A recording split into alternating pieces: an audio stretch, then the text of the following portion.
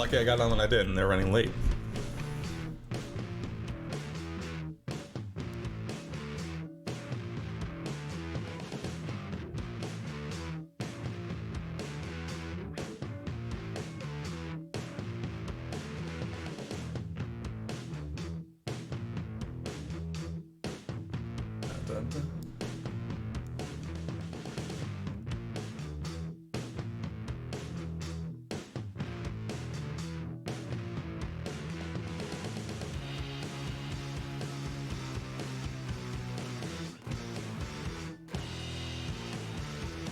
How this music isn't copywritten? If so, I'm gonna get slammed. Here we go. 60-second countdown.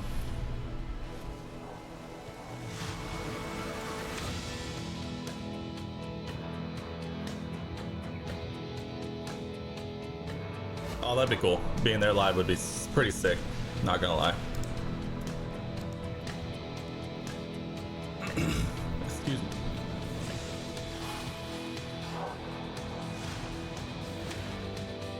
Let's go, dude.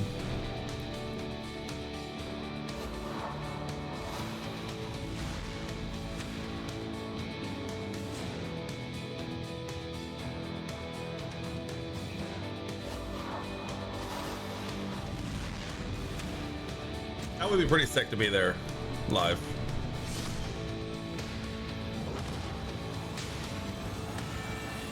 One, zero. Massive, huge, bigly. Good evening, everybody, and welcome to the Motor City! I have zero clue if the audio on this is going to be good. That's right. For those of you just tuning in, It's on YouTube too. The Stampede, Ford's celebration of the all-new 7th generation Ford Mustang. Make some noise. My name's Jared It Deanna, does and I'm not in the look heart so. of downtown Detroit, right? Right here with thousands of Mustang owners, fans, media, and Ford employees. Over the last week, fans across America have woken up. Ooh, what was that? That's the rumble of a stampeding steel herd. You could feel it. A convoy of Mustangs from every generation. That would be left super cool. Tacoma, That would be really, really cool. And have finished right here in the Motor City. Yeah, go ahead. Let's go. As you can see, the celebrations have already started. There's plenty more action to come. And I'll be honest, maybe a few surprises along the way. Oh, sure, you're going to see an all-new Mustang tonight, but you have no idea how far we're going to take it. Oh. Mustang is the longest continuous running sports car nameplate in North America. Hell yeah. Sold on 6 continents. There's simply nothing like it. Very true. And we, the fans, know Mustang isn't just a means of getting from A to B. It's about enjoying everything in between. The journey, the freedom. Whether you're like me and hit the PCH in California or cruise around town with some homeboys. One day. Mustang exists because of how it makes you feel when you get behind the wheel. Facts. It's an exhilarating experience that puts a ding smile on your face, right? Ding. So, but it's easier to forget that now more than ever. To move through life plugged in, but also tuned out. That's why Mustang is here with the wake-up call. And the wake-up call says, forget sensible, full send required. Click the stamp and send it. No apology needed. Amazing. And just think about all the different Mustangs on the road right now. I mean, shoot, hell, there are over 1,000 of them in downtown Detroit. Downtown, easy for me to say. I'm excited. Downtown Detroit. Downtown Detroit today. Make some noise. Come on. I mean, all y'all way back there. I was behind that door. Whatever oh yeah, baby, that reminds me of my last Mustang. Shoot, flavor or performance level gets your motor running, you can bet there's a pony out there for you, as you'll see tonight. For a car that means so many things. What if they're going to go over every available version from Mustang fans of it around the world? Oh. Hi. Hello. Assalamu alaikum. Bonjour. Hola, amigos. It's a 67 Mustang. A Grande 72. 68, fastback GT. 是2019款保时红 2.3T 性能版。Mach 173. A 1967 Ford Mustang. Nice. Fastback 69. Un Mach 1 73. A 2019 Ford Mustang GT. I just can't think of any more important product in my life than Mustang. It is the central theme that's run through all parts of my life. I want a 65 Mustang so bad. Mustang story. Like, My so bad. Mustang is something that gives me pride and joy and excitement. There's a Mustang for everybody out there. Every Facts. generation can get a Mustang. True. I was 7 years old, and I remember the V8 sound. True. What do you love about your Mustang? I actually have my car's shift ball mainly because I replaced it, but I keep it on my desk as like a fidget, and like just Someone always has a Mustang story. just to have it. Sounds cool, looks cool, turns a few heads in the street. I think Mustang's a cultural icon. Can't have any more fun True. driving than you can in a Mustang. Mustang 精神就是自由独立、奋进、迎难而上。 Turning the music loud, putting the windows down, and just driving. Vibing, dude. I've taken it all over the country and made friends everywhere we go because of it. That Mustang spirit, that Mustang feeling, Oh yeah. is what has helped make Mustang an icon. It's powerful, it's quick, and it's done it year after year after year and generation after generation. The new Mustangs just get better and better. So many people cannot wait to see the automation, all the inventions that Ford come up with in this new Mustang. I can't wait. You don't have I'm to change interested. much, and they're such a good car as they are. That's our job, is to keep that spirit That dude knew what it was. alive. That dude knew the assignment. To equip those who want a pony muscle car. True. The best damn car they've ever seen. That's what we do at Ford. It's definitely one of my favorites. Sheesh. Build the best damn car. Jim's right there. You've heard it from the fans and Good. how special Mustang is in their hearts and, of course, their lives. Now, let's meet some of them.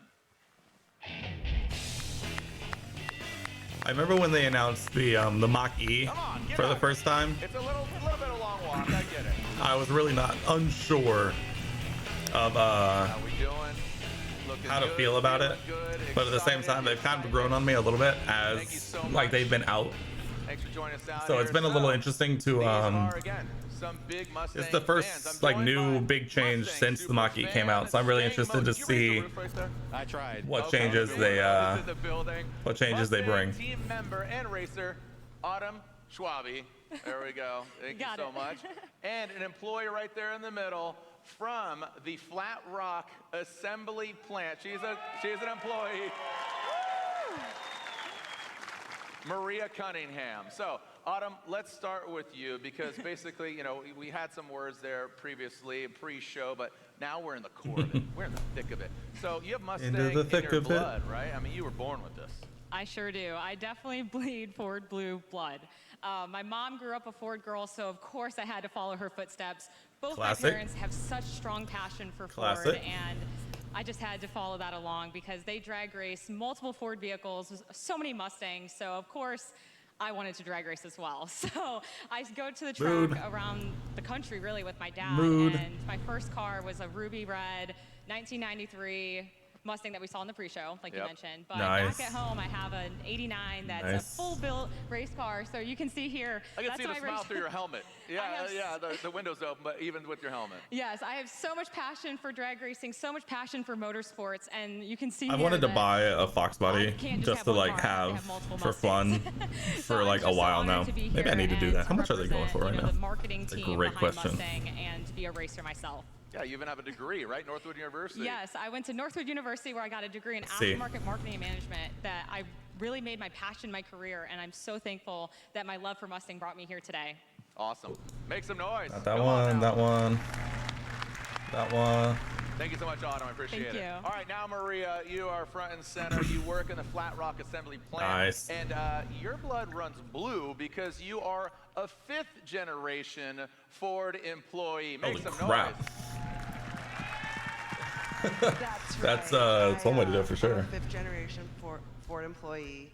My great-great-grandfather, he started the legacy for our family. I'm actually wearing the watch that he got when he retired after 35 years. Jesus. Working for Ford and driving Ford cars. My grandfather still works at the Dearborn plant, and the rule at his house is if you don't drive a Ford, you park in the street. And just my whole life, That's fun. That's growing pretty up fun. in California that I was going to move to Michigan and work at Ford. I even told people, and they'd It's always like look at me decent and looking say, ones go for "What are like you talking about? 30 Like, grand. That's not how Ford works." That feels But like a lot. I knew, and my grandmother always told me, "You can work at the plant off the highway." And when I got hired in at Ford, I hired in at the Mustang plant, and that is, in fact, the plant off the highway. That's awesome. So what do you do now at Flat Rock? Bad. Right now, Somewhere I inject between the like engine 15 and into the 30, it looks like. Mustang, So. And the axles. Yeah, the rear axles. Thank you. It's all good. Nervous. I'd be pretty nervous too. I've been throughout the entire plant, though. I've worked in multiple departments and units, doing things like seat belts and pedals. I mean, literally pretty all important. over. Yeah, and what I think is interesting, so you've seen the new Mustang, right? Like, you've seen it a million times. They're ready to go. I mean, you've seen it, right? Well, actually, like you said earlier, actually, down the street in the camo, it's been coming through our line. You would trade your 21 EcoBoost for a box party in a heartbeat. It's been one of the most secret Mustangs. I understand. I understand. Right? So even being I've always wanted one. I didn't like them as much when I was thank you so much, Maria. I younger, appreciate your story. basically when I could first start driving. But the more I've looked at them like growing up, the more I think like that would be pretty. It would be pretty cool to say for sure. Last but not least, Stang Mode, raising the roof. All right, the story, the name. What's going on here, Stang Mode? Where's that? What's the inspiration? Well, hey Jared, and hey The 20 GT in the garage isn't going anywhere though for right now. That's for sure. The name is Stang Mode, and it's crazy how it stuck that even now my mom called me Stang Mode, so it's a little weird. That is a little weird, my guy. That is a little weird, Stang Mode. But no, before we got to that name, my story started like many Mustang owners. In high school, it was my first car, and I just wanted to get a cool car. And at the time, it was a Mustang, and I got into it, and then I didn't know I would feel like a superhero once I got into it because I was able to be free. Being independent, personalizing it with my sound system, my wheels, beating my friend's Camaro, the whole nine. But I was. Your dad had a 95 all black and it was sick. Oh, that would be sick. That would be sick. Again, like you said, it sounds like a superhero name. It's funny that the name is way cooler than me, but my love for Mustangs really just came from me. Actually, that's a lie. I had a friend bought it for 4K in an auction. Hell yeah. Hell yeah. I had a friend when I was in high school who had a 68, like it was like rebuilt 68. That was like sick, and like super loud, super cool. And then my neighbor had a 2004 GT, and so I remember when my dad asked me like what I wanted for my first car. As a joke, it was hilarious because it was kind of just as a joke. I said, you know, I want a Mustang, and then I said it basically just being like, oh, that's almost as like a. Of course, I want this, but who knows what it'll actually end up being. And so he goes, all right, we'll see if we can find one. And I shut my mouth, and we did. And then I ended up getting a 2001 V6 as my first car for about a year before it started having a bunch of problems, and we ended up having to get rid of it. But I always enjoyed that part about getting my first car. Are you guys ready? Are you guys ready? Because guess what? It's time. Might be on that Ford watch from your great-grandfather, right? But guess what? Is it time? It's time. It's time? It is time. Oh? Let's say hello to the future. And Maria, this is a proud moment for you because guess what? The entire team from Flat Rock, they're out here, you know, the assembly plant, all the employees. Amazing. You're going to build this absolute new iteration of the Gen 7 Ford Mustang and make some history. So without further ado, would you like to do the honors of introducing the Ford Mustang? I would love to. On behalf of Ford and all the Mustang fans watching around the world, please welcome the all-new Ford Mustang. All right, let's see it. We've heard a lot about it. Ooh, hood grill. I saw the all-digital display. That's probably a good call. Ooh, a more squared off lip. Ooh, very angular, very angular. Hey, yo. I actually really like the new, more angular taillights. I love that blue as well. Very angular. Very angular. Biggs, what's up, my guy? We're checking out the new Mustang. Monza was lit. We're gonna talk about that in 2 seconds.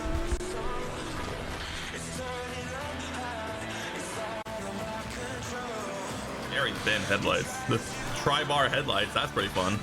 A lot of buttons on that steering wheel. Comes in a manual, I love it. Very large looking grille. Very large intakes too on the. It does have a very Charger-y front end. It feels very flat. It feels very flat. Although in the dimmer sections, it doesn't look as bad.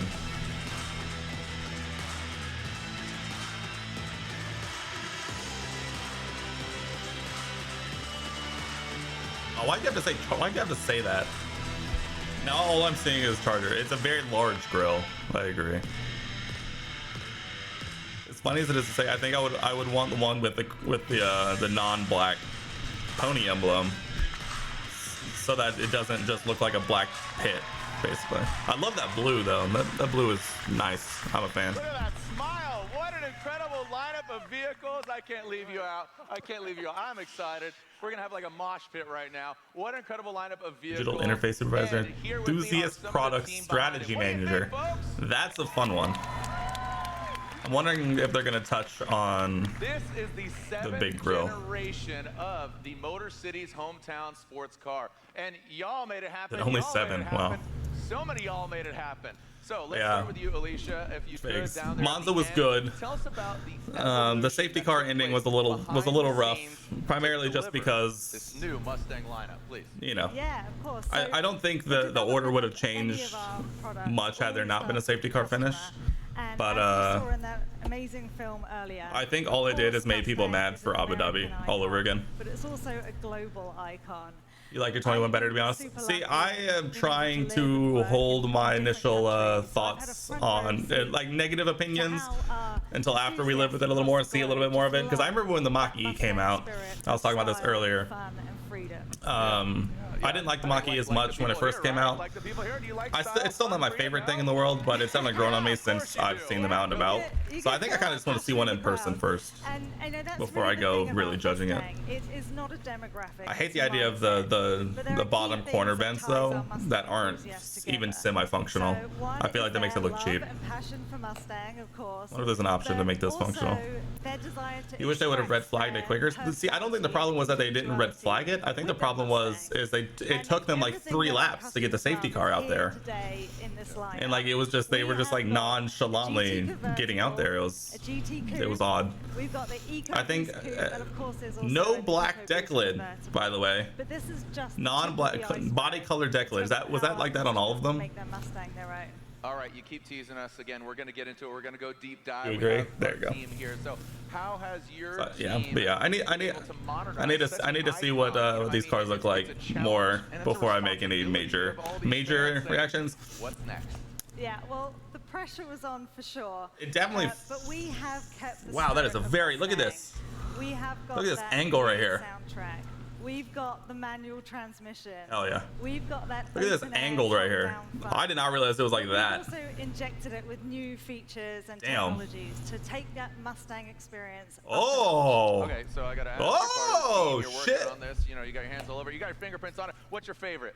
Well, there's a lot to choose from. Oh, cursor. Really oh no, not like this. A Fox Body Mustang theme cluster.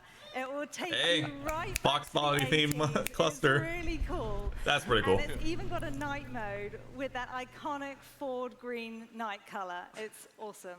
You're saying Fox Body. Yeah, the display is fire. The display is good. Vanilla Ice and the 5.0. Some of my hair top like all this Vanilla Ice talk. I don't know. Again, Fox Body Ice. Damn. I mean, I might have to go test drive one of these. Yeah, we've also got some really. Hopefully, my dealership gets one. Features. We've got one. Yeah, I was all for the screen. I was hesitant about like the scroll thing here, but as soon as I saw it was cursor, I was like, oh god, it is not like this. 100% Mustang fun. No apologies. As soon as I saw the cursor, I was like, oh, that's an L. The cursor stuff is an L. It's annoying and never works. I'm wondering if that's an option. If it's an option, I definitely would not get it. If it's standard, hell. But I'm here for it. That's awesome, right? Hey, you want to hear my car? Right? I mean, that's so cool. That's it. Remote start is needed. I wonder if they've ever fixed the not being able to get electronic drift. It's so awesome. electronic drift. I'd rather just get good. For years, this interior is amazing. But Ruth, let's step inside the cockpit because obviously you can see inside the convertible. A little easier here, but I love that they opened up the space underneath here. By the way, I know in mine, I wish this space was bigger. There's like that little shelf that is useful, but I wish it was bigger. Further with the new Mustang. So God, it's so square. You'll see animated lighting that just greets It's so square. And then when you climb in and you see the new cockpit. So many. I guess there's that many buttons on the current. That's a large cluster screen. So we just added a lot of digital tech into this new cockpit. I'm all about the digital tech, but hopefully it works. Here's the cockpit right there. You can see it here on the big screen. And you're talking about jet pilot. We've probably all seen Top Gun. If you haven't, you live under a rock. I have the old one or the new one. So, you know, I can't wait to take this for a quote-unquote test flight. It's pretty. It's a game changer. So give us the details. Oh, the cursor. Oh, God. Well, as you The can cursor. see, it's beautiful. It's gorgeous, right? It's a single piece of glass that houses 2 large displays. That is pretty cool. All right, I'm a fan of the giant screen.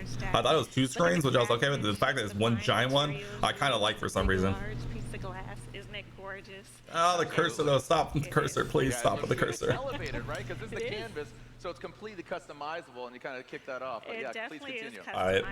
The menus look Like you said, dope. with it being customizable, The menus are if we cool. Go back to some of the performance, right? You can just dial in your performance by the customizable selectable drive modes, and we have up to 6. Active exhaust. God, I needed to get active exhaust mine. You haven't used your didn't same. I haven't either.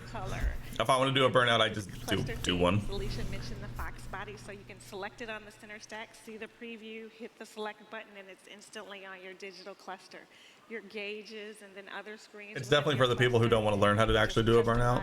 See previews on the sync screen, and then it's there on your cluster. What about the soundtrack of The interior is growing on me. You remember you mentioned that Vanilla Ice song? That's Well, right. If you want to turn up the volume, you've got that 12-speaker B&O sound. Ooh, 12-speaker B&O. We just can't wait for our customers to get behind the wheel. I've been in my car for features that we have to offer.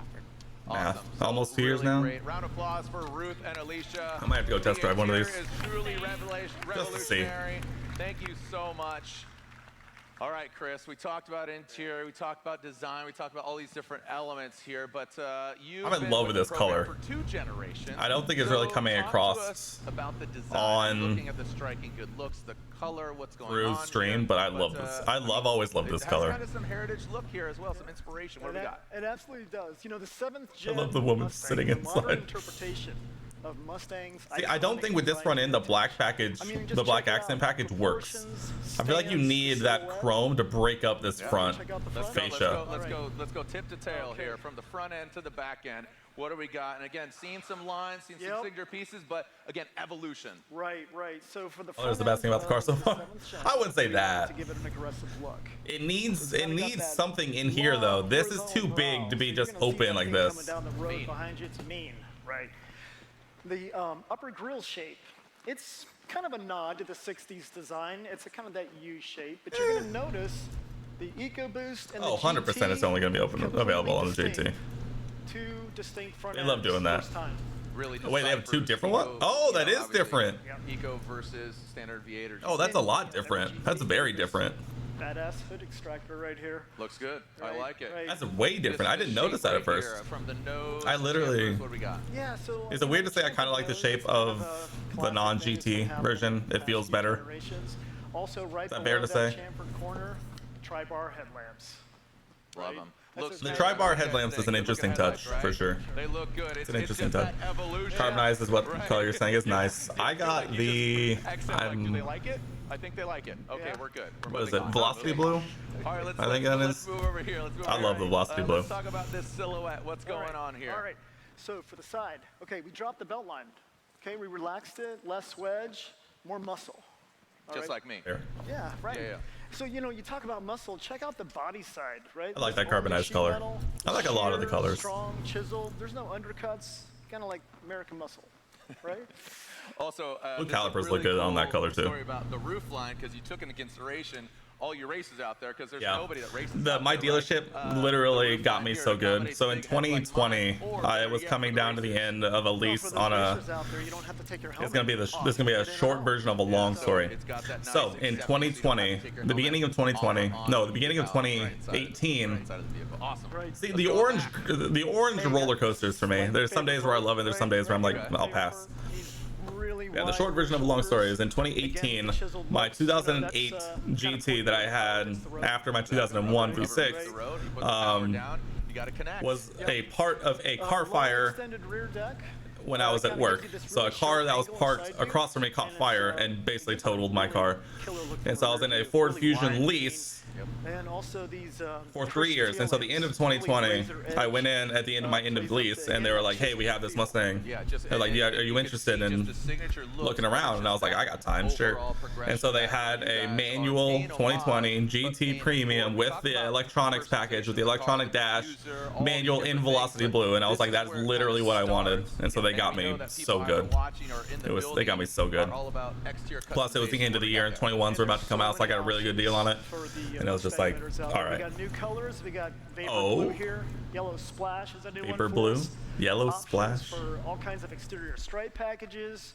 We have 4 I'm not as huge fan of stripes as I was when I was younger. You can customize anything from wheels Red to interior. I like it. And let's talk about So hard to say. I mean, There's a guy who drives a Joker themed GT in your area. He debadged it and replaced them with question mark badges. It's in the same green and purple rims. That actually sounds lit. That blue Brembo brake caliper looks. It looks good. I understand you can also put the pony on there if you wanted to as well. So let everybody know. That's cool. It's a Ford Mustang. Yeah, it's really That's cool. What else do we got? Let's see. What other? Well, we have some. I see the rims that are behind him. Bespoke factory options. Oh. We've got the bronze appearance package, which you're going to see. Bronze appearance package. We also have the black design. Yeah, that sounds awesome. So many actually. options. What do you guys think? Make some noise for Chris. I missed the second option. That's my bad. I mean, this really is a beautiful family of cars. You've only seen it once. Fair. How it rolls, how it moves, how it sounds. So to take us through that, please. Oh, I mean, here's what a wonderful time to plug. My Discord is below. If you ever get a chance to see it again and get a picture of it. They are purple deep dish rims. Oh yeah, baby. Royal purple. Let's go. That sounds awesome. Yes, sir. So good. I wish I had the time and money to like actually like do up my car like that. That would be awesome. All right, Ed. All right. Yeah, go ahead. Make some noise again. Let's go. All right, Ed. Because the heart of the beast, you're going to talk about the power, the story, what's going on. Oh yeah, give me the numbers, baby. Give me the numbers. Absolutely hyped. But give me the talk your deets. performance. Break it down. Yeah, performance is everything. It is our legacy. It is our future. It's much more than 0 to 60 times. It's the rumble Debatable. of the V8. True. It's 3-pedal driving. True. It's carving the canyons. True. It's open air cruising. And True. it's certainly the track day. It's visceral. I need to take my car to a track day. I just want to have fun Big with it. buzzwords. Big buzzwords. But actions speak louder than words. True. So come on, man. Hit him with it. Tell me what you and the team have done. Let's get into the hardware. Starts with the V8. Hell yeah. 5-liter Gen 4 at 480 plus horsepower. Not The bad. most powerful Oh. Mustang GT ever. Oh. Oh. Next, the manual lives. Let's go.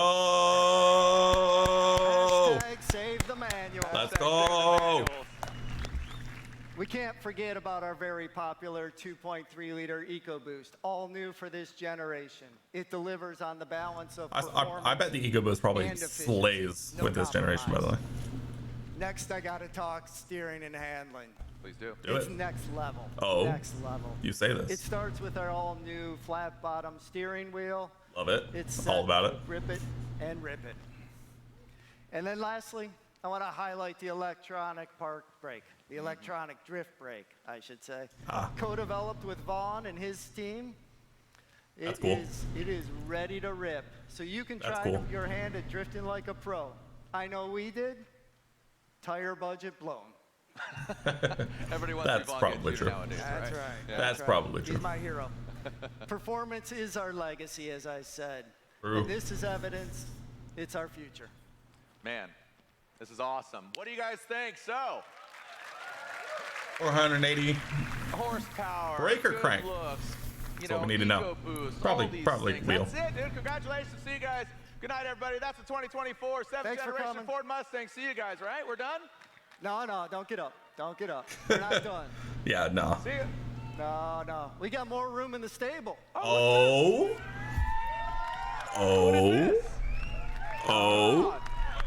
Let's start Performance Series. We got a history, Shelby, Mach 1, Boss, Bullet. It's integral to the Mustang story. Each has a deep meaning to our customers and to our team, as you saw in the video. Others may be bringing down the curtain. We say it's time to raise the curtain on a new performance pony. Let's take a look. All right, what do we think? Get your guesses in now.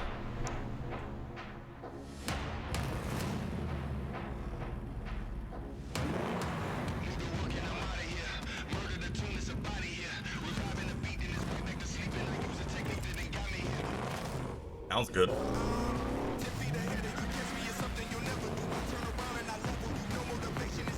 Wait a minute. Is it actually new? Is this actually a new model?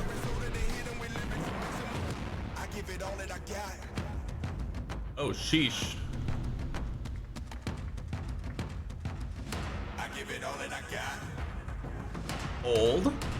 Hold.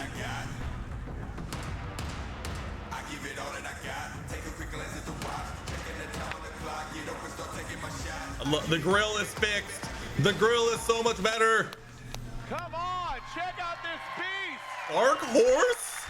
Excuse me? Check this thing out. You had no idea. Show was over. Ed, No. What are we looking at, man? Jared, this is Dark Horse. That's an awesome name. First new performance series in more than 2 decades. Oh my God. A new chapter in the storied racing history of Ford Motor Company and Mustang. Its name is indicative of its design and its aspirations. Its demeanor, absolutely sinister. Dark Horse is for the enthusiast who wants purebred force of nature. I cannot tell if that's a blue or a black so paint. Talk about nature, but this is or gray. I mean, this is absolutely supernatural. Is more like it. Oh my God. The details. Come on. Yeah, we turned up the volume on everything that mattered. Striking visual cues. The grill is so much better. The front end is so much better. Between our engineers in the studio to get everything right for high-speed handling, splitter.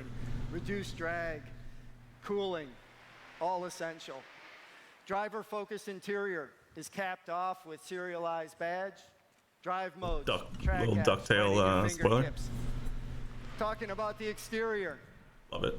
You're going to see the pony in your rearview mirror, but unique fender and deck lid badges are going to be a subtle indication of what just blew past you. I'm not gonna lie. I kind of mess with the badge. Under the skin, what do we have? I mess with the badge. I like to talk about engines. Let's do it. that. Let's talk about it. It starts with the most powerful Coyote ever, targeting 500 horsepower. 500 horsepower. Oh my God. That is mated with a tried and true manual transmission from Germany that's evolved from our GT350 and Mach 1, and we have some fans. Let's go. Chassis tied down with the Magnaride with next generation controls and absolutely designed to stick to the road. Our team lived at the racetrack, spent hours turning every knob. Every knob turned to 11. With the available handling pack, this is the absolute most capable 5-liter yet. Damn.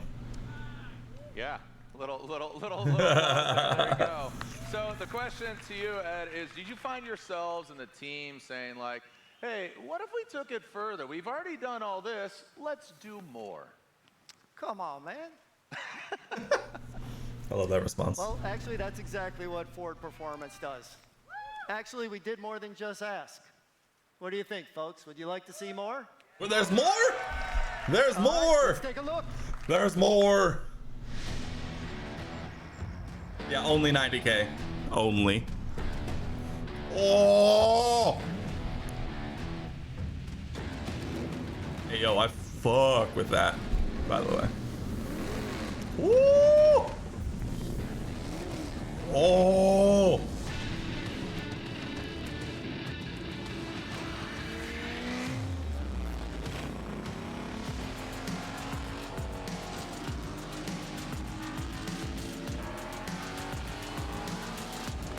Woo! Oh my gosh. Massive front splitter.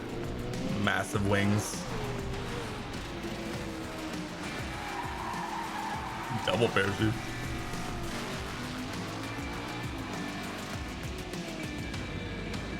This is GT3, GT4, NASCAR Cup, miniature Dark Horse R. I saw a Dark Horse R back there, by the way. I had to roll my sleeves because my hair from my arms was poking through my jacket. What an arsenal, are you kidding me?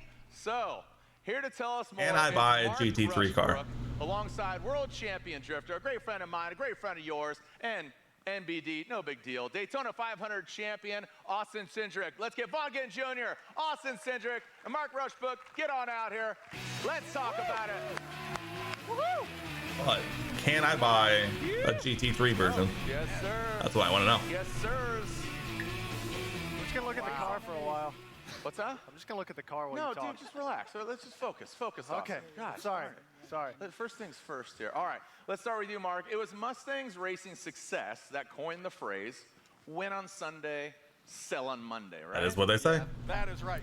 Mustang has been an iconic road car. Hell yeah. It's also been iconic on the racetrack.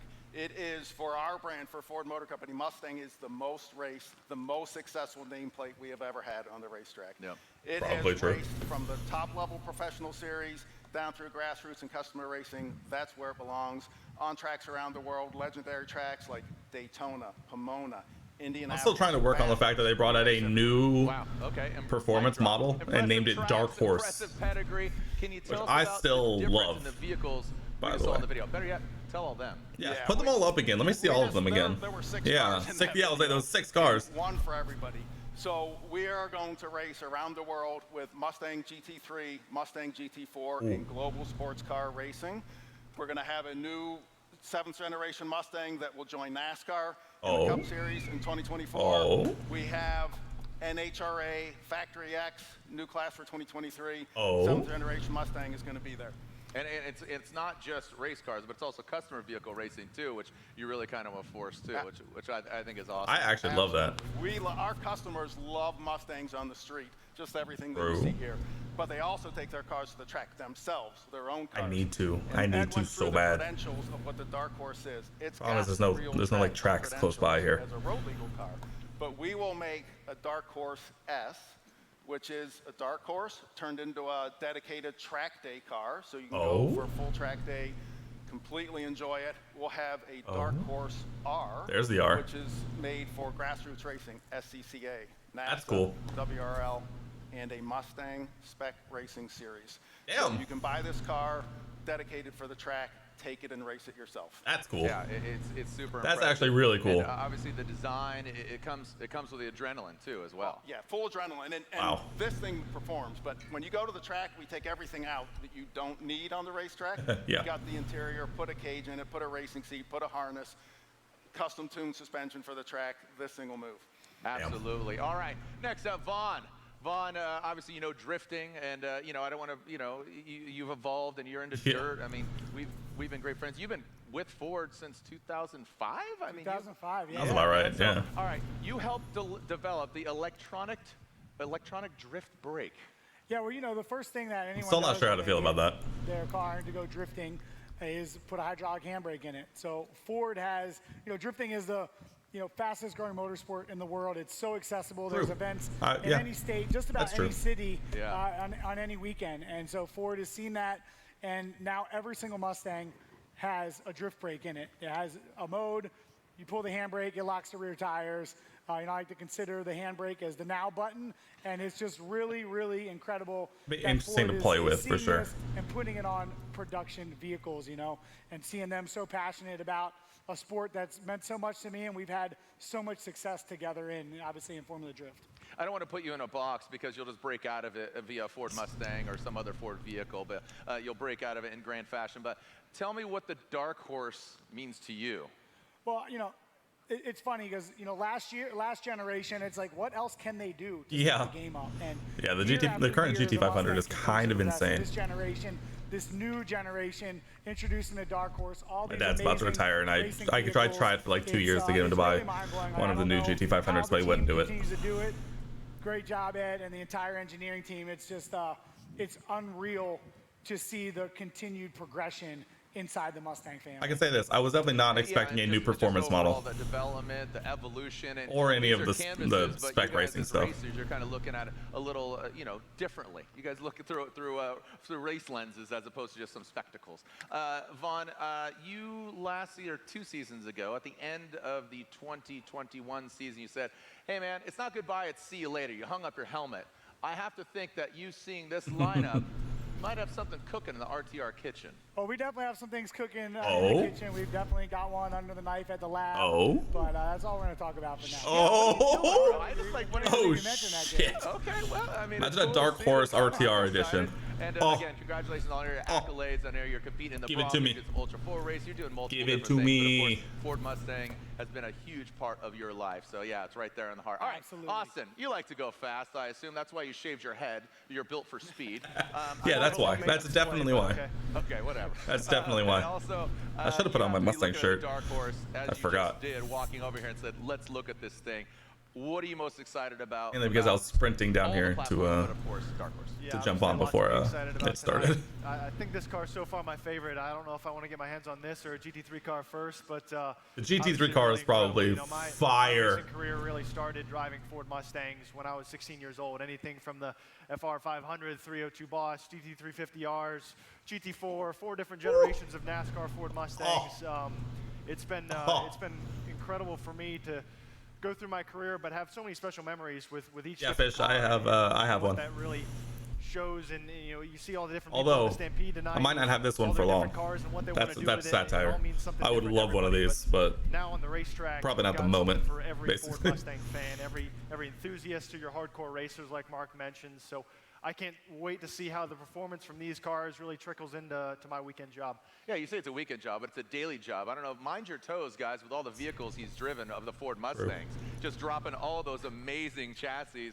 But it's your day job because you absolutely live the Mustang brand. It's part of your life, and it's what you've seen. I drive a growing up, 2020 and manual keep on GT. perpetuating. It's pretty amazing. Yeah, no, I drove my own GT350 here tonight in the Stampede, which was awesome. I absolutely love that car. I drive And I the love snot out of everything it about back it. home. Although I haven't I'm put very as many lucky miles to on have it a as I thought I would sponsor. have at this point. But I need- it's not the only Mustang I've had in my garage. throughout Working my from home will life, do that and for you. I've really fallen in love with these cars. So to see everybody come together tonight and do all this, and I think it's that thrill, it's that driving experience that really brings everyone together, because there's so many different people, different walks of life, and I think Ford really gets that, and I think this car is for people like me and people like you. So appreciate y'all doing what you do. I'm excited to get my hands on these things, and I'll see y'all at the track. Nice, well said. Round of applause. All right.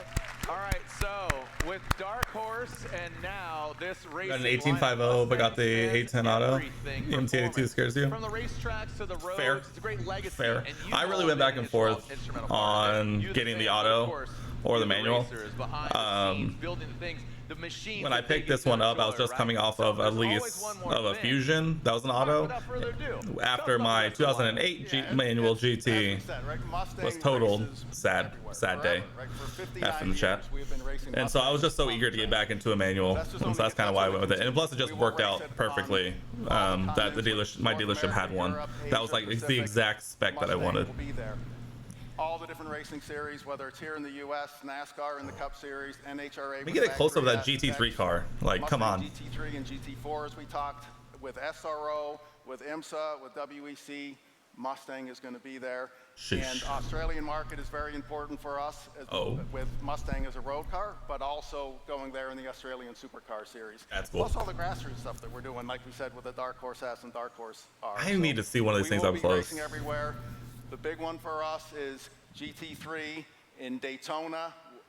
January 2024. Cannot wait to have Mustang. Ah, it's so far away. I forgot this was 2024 for a second. Daytona. The 24 Mustang will be at the 24 Hours of Daytona. That's amazing. Cool. All these new Mustangs ready to dominate the track and rock the streets. Thank you so much, Mark, Vaughn, Austin. Thank you so much. Don't go anywhere because guess what? Well, we've got one more very special guest tonight. Please welcome the OG. That's what I call him. He's the Ford Executive Chair, Mr. Bill Ford. Mr. Bill Ford. You missed driving manual with the 810. It's still tons of fun. The new ones look insane though. Did they mention a price range? They haven't mentioned price ranges yet, which is probably to be expected for an initial announcement. I wouldn't imagine they'll be too different. The standard range probably won't be too different than what we're seeing now. I have no idea what to expect with the Dark Horse stuff, so we'll see. Thanks for coming. Can't wait to get yours back from Ford, dude. Whenever I have to send mine in, it's so sad. You know, Mustang really is Ford's icon. That said, I need to get mine in. I actually do need to get mine in for its annual service. Mustang is raced at all the great tracks around the world. Driving a Tundra right now, brakes are insane. I remember when I went from my 2008 GT to my Fusion for 3 years into the lease because I just wasn't in a spot to buy another one at that point. Once I got back into this car at the end of 2020, it was like Christmas came early. And tonight I'm announcing that we're going to go back to Le Mans again with this Mustang. And once again... Hey, yo, Ford at Le Mans? Mustang at Le Mans? And I know my cousin Edsel Ford will be there. He's here tonight. And I'm trying to talk Jim Farley into being one of the drivers at Le Mans. Good luck. It's going to be great. And once again, we're going to go like hell. Thank you all for coming tonight. Oh, Mustang at Le Mans.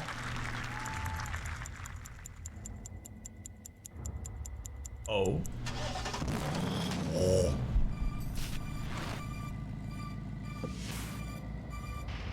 It's growing on me. I'm not gonna lie. I love the big screen, by the way. I love the big screen. Ooh.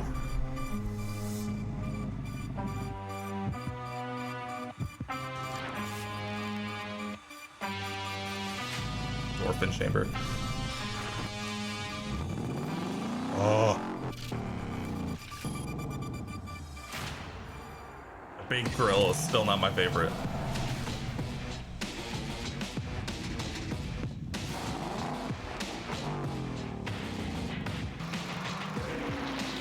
I have a 17 B6 for like 2 years. Took it in for a service and they put you into 2019. Goes a month later, trade mine back in for the 21. Mood. That's the thing, especially with the EcoBoost. It's like with the advance in technologies, especially in like that area, like the smaller engine turbocharged engines. Like I feel like that's an every other year kind of thing with like the advancements. Like the naturally aspirated V8s, like are only going to get incrementally better, but like the small engine turbos are just going to get better and better. The big grill, still not my favorite, but it's growing on me. It's growing on me. It is. I need to know more about this Dark Horse thing. Super Outback, baby. I had 2 friends growing up who had those. They loved them. Ford.com/cars/Mustang/2024. Let's see. Cars Mustang 2024. Cars/Mustang/2024. All new. Give me the deets. 13.2 inch center screen. This, I love this. As a technology guy, I am all about this. Oh, that's gone. The roars, the throws now. It's 5.0 Coyote. Cool, same thing. Drift brake, still not sure. Yeah, no, you'll be trading up again in the next 2 years. I mean, the way they're going, I want this Dark Horse thing to be really good, because then they just have even more options for like every other year.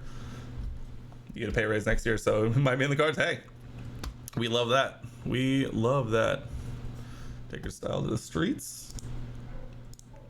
I need to know what kind of options we're looking at here.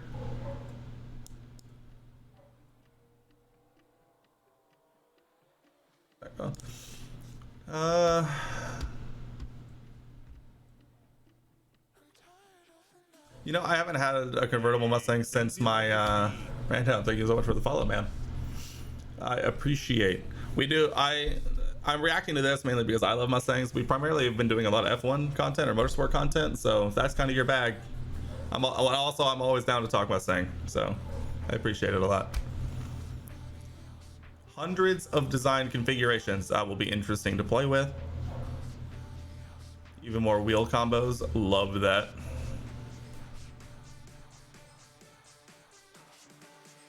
High performance handling. Yep.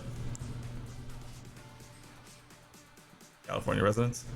All right, not a whole lot of details as of right now. That is the question. That is the question. Yeah, dude, it's just me. Not a whole lot going on outside of just doing what I enjoy doing and finding people who enjoy chatting about the same stuff, for sure. And actually, take a step back from the content side, you're actually my 150th follower, so I've been shooting for this for a little while, so you have no idea how much I appreciate that. So even better. New Mustang 150. Let's go. All right, so there's not a whole lot of details. Not that I was really expecting there to be. This is gonna be fun. This is gonna be a lot of fun. I kind of wish they had more info on the Dark Horse stuff, but I'm also not surprised that that they don't have a whole lot of thing. Hell yeah. All right, I'm actually gonna do something.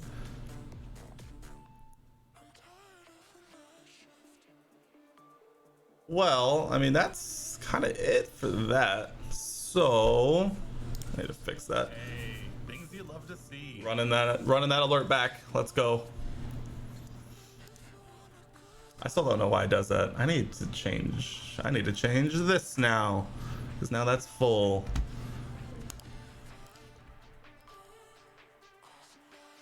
Let me open this up. I guess we can transition to the other thing I wanted to do tonight.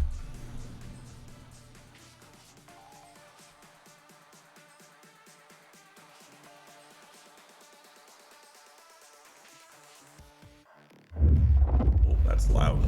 Holy shit, that's loud. Pop. Oh, that ain't it. Slide me back this way. Let me see. Oh, did they post anything on Twitter about it? Let me see.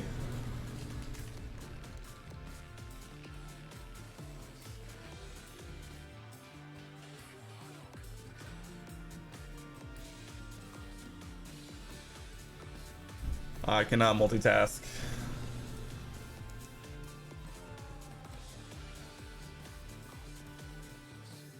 Motorsport.com. They have pictures of the GT3 car.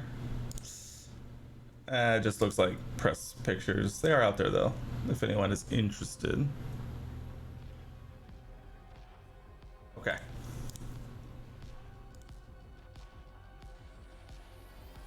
Getting distracted. I'm getting distracted. We are not doing Aston Martin, I promise. We're doing America's F1 team. Haas. Okay. Plan. As soon as we get back, we're hopping into this. I'm gonna go take a leak, grab some water, and then I will be right back.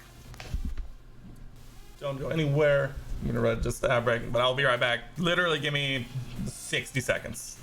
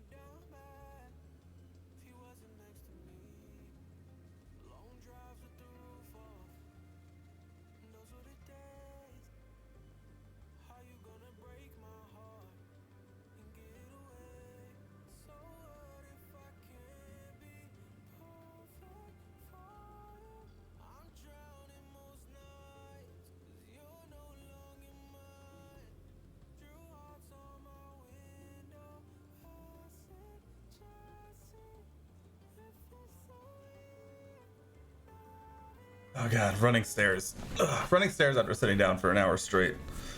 Just shouldn't be allowed. Alright. What are we doing? I wanted to do one other thing before get too far.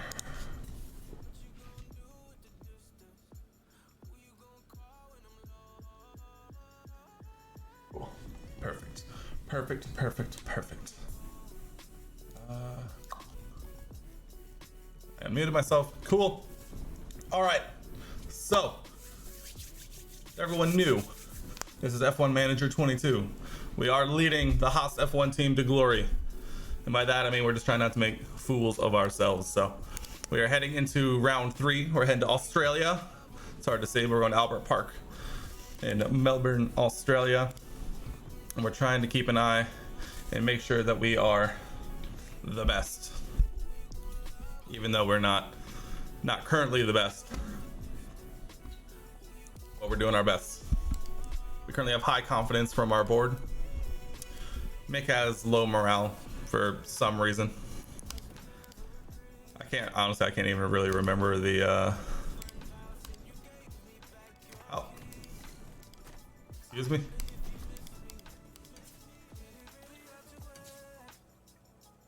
Oh my god.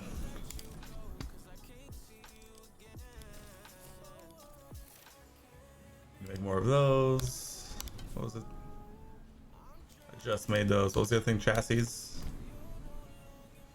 I need to make a chassis manufacturing project is already underway. What is currently underway? We're making a bunch of chassis. We're making a bunch of underfloors. We're making a bunch of front wings now. And we're doing, man, we got a lot going on. All right. What are they missing? A front wing. Put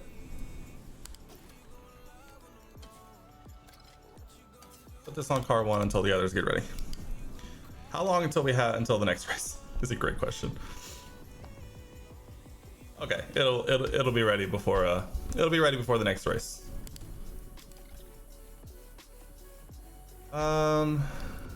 Yeah, we could do that. Continue. Manufacturing complete. Thank God. Our memorabilia room. Oh no. Refurb that. I am aware. Low stock. I am, I promise. We have enough front wings for both now. We're making chassis. We have not made a second rear wing yet. We have not made one of those yet. We have not made a new suspension. Okay. Everyone relax. Our refurb is complete. New regulation vote for minor technical changes. It suggests that it become too easy for drivers to follow cars closely in front to gain a racing advantage. The proposal aims to create more space between cars and reduce the number of red flag incidents. Oh, it's this one again. We already had this one. I don't want cooling changes, mainly because our car's cooling is actually in a pretty decent spot so far. And the memorabilia room is refurbed. Perfect. Our chassis has been made. Perfect. We have them on both, yes. We still have one more. We need to make one more. I wish I could just throw around like 75, 100K, just randomly like that. That would be lovely. Our front wings are done. So many things going on. And we're here. Practice sessions. We've done this already. On to practice. All right.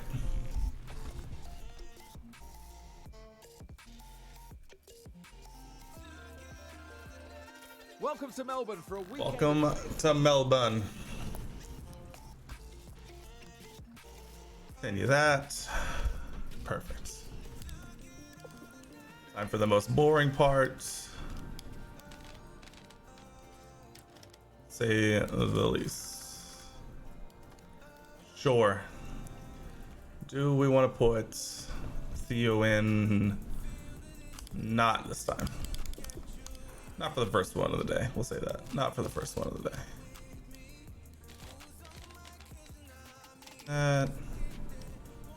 That. Perfect.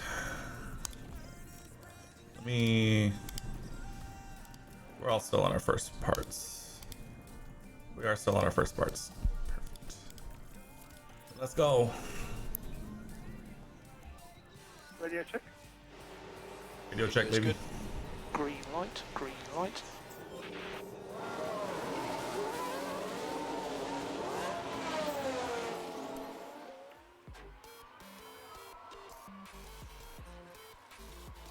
And we're off. We're off around Albert's Park. All right, let's go back to Twitter and see if we can find anything fun going on with this Mustang reveal.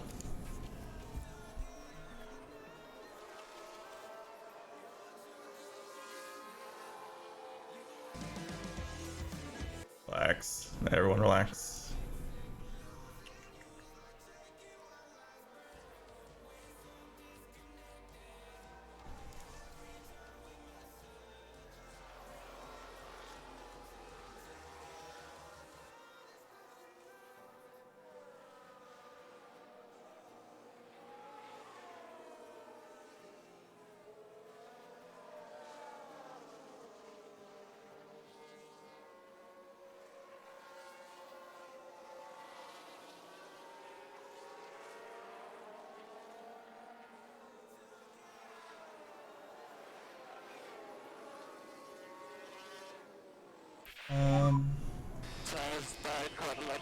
Oof, tires are getting roasted.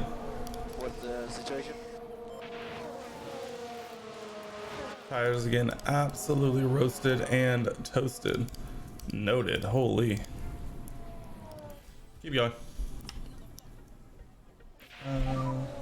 Starting to lose the rears a lot here.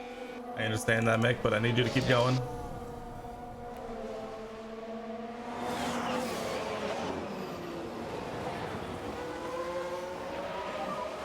What's your thoughts on coming in or doing any more?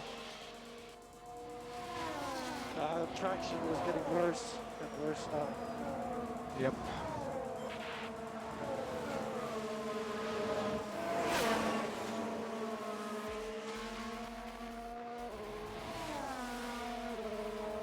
What are the people saying?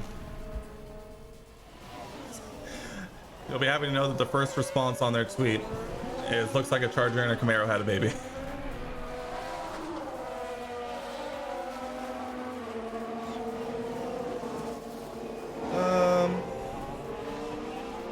This needs to go back here. 25% for Mick. Let's go. How does it feel?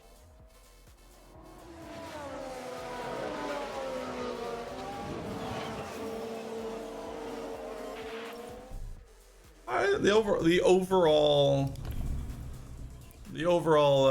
response seems to be positive, so that's nice.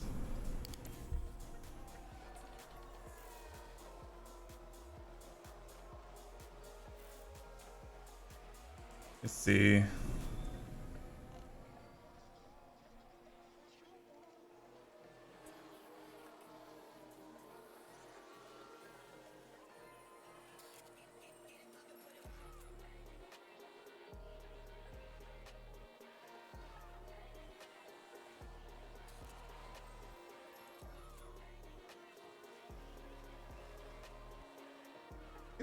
Seems like an overall positive reaction, which, you know, we love to see.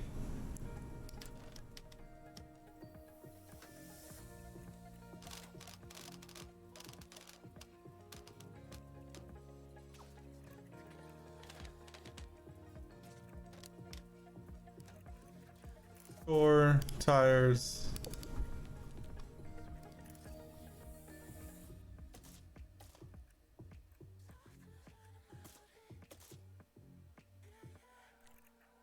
Hello?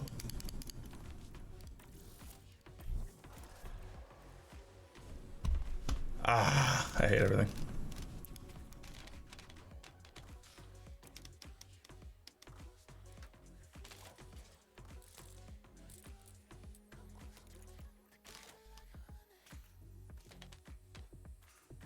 Four.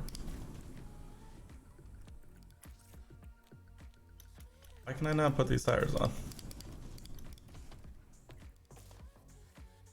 The tires only have 17 laps worth of life in them. Oh my.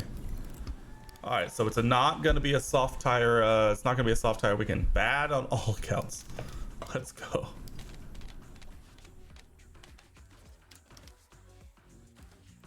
Just put everything on just the other end.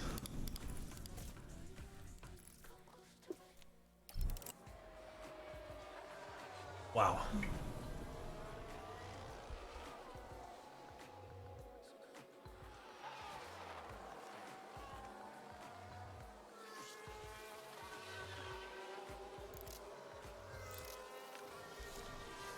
Perfecto, perfecto.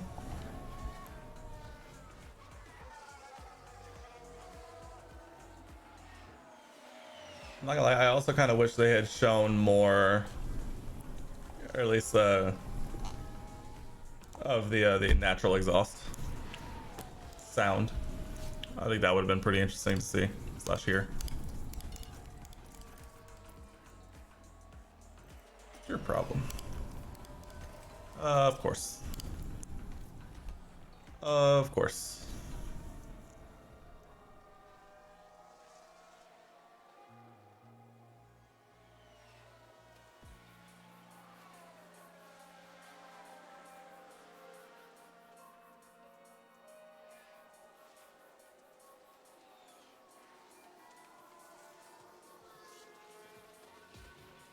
I still really like the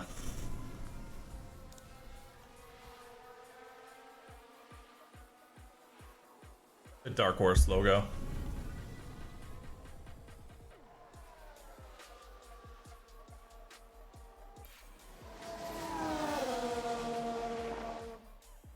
Oh. A great setup confidence, you say?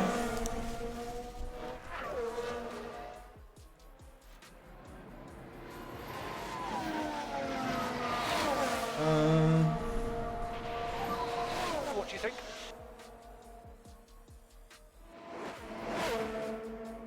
We got 86 and 66. Those are very different things. Where is this going? Okay, and all the way to 0. All the way to 0. Perfect. Session 1 done.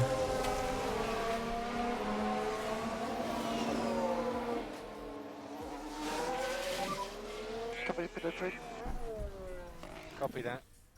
Hit entry, baby. Max Verstappen goes fastest. No surprises there. Yeah, 17 laps.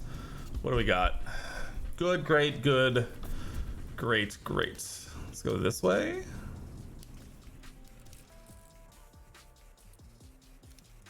We'll go incremental changes here for Mick. Kev, we got some bigger changes they need to make.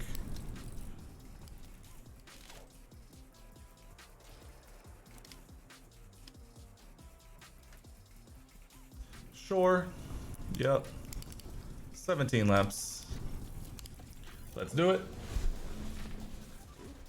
Radio check.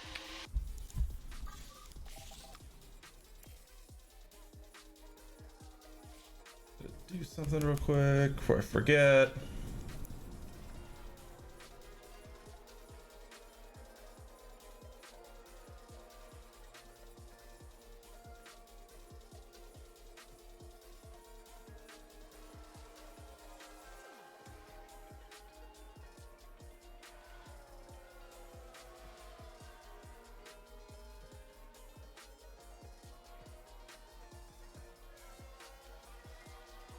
Are tires still being shredded alive? The answer is yes. The tires are absolutely being shredded alive.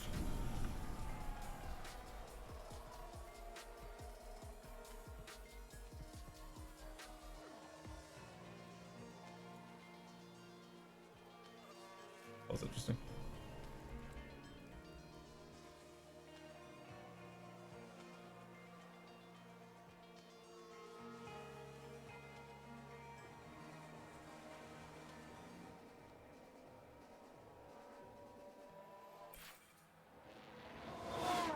Tire wear already? Oh my god. Oh yeah? Oh, we'll be taking a look at that then. Let me see. Let me see here. Copy.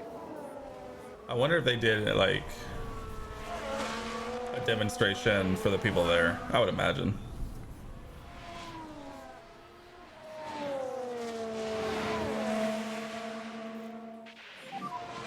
Back up. Copy. Here, new. Upload.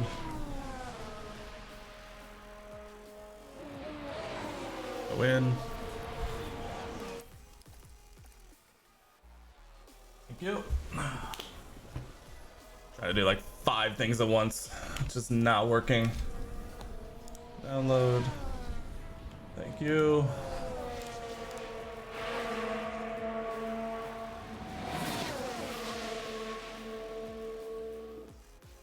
Edmund's cars. You got it. No, it's all good. There's a lot going on tonight. There's a lot going on. I do not blame you at all. I also am doing like 7 things at once.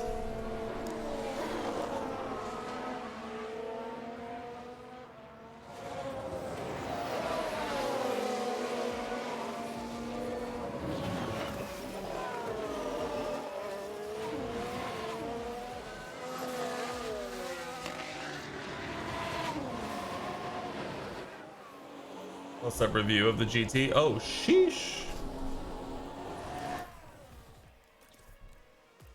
71, that's fair. Optimal on that one.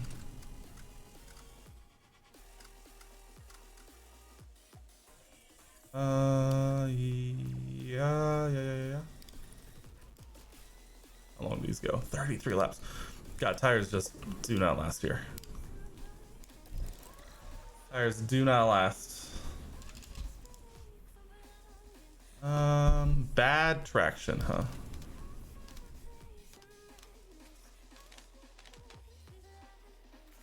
Oh.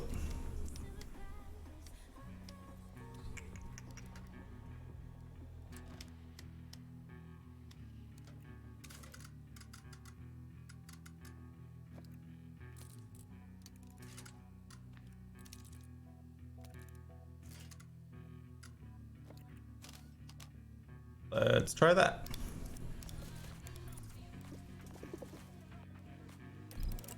Cool.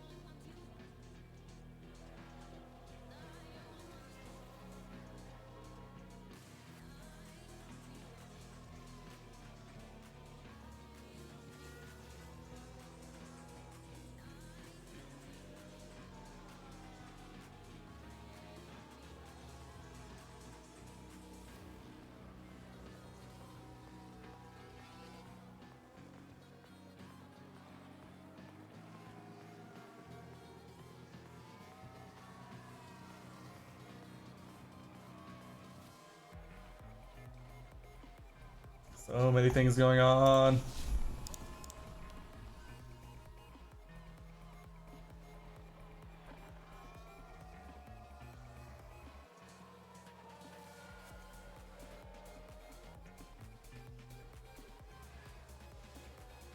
Someone spun out.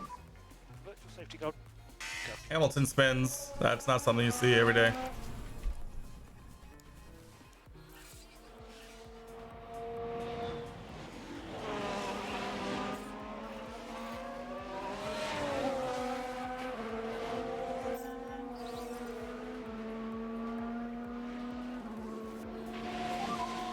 virtual safety car will be ending.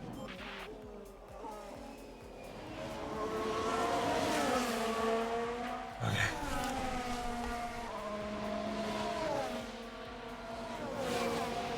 Go.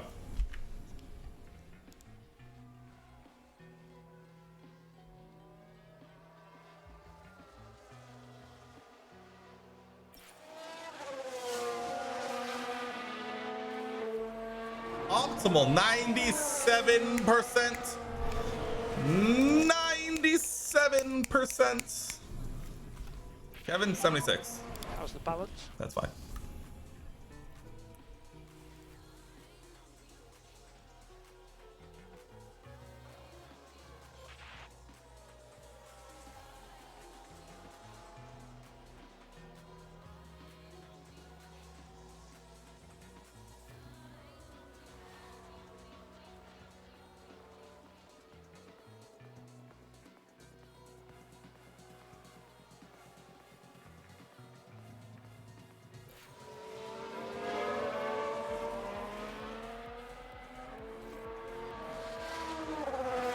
Session over.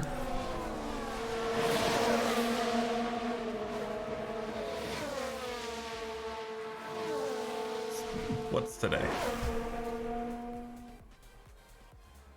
Today's the 14th. I knew that.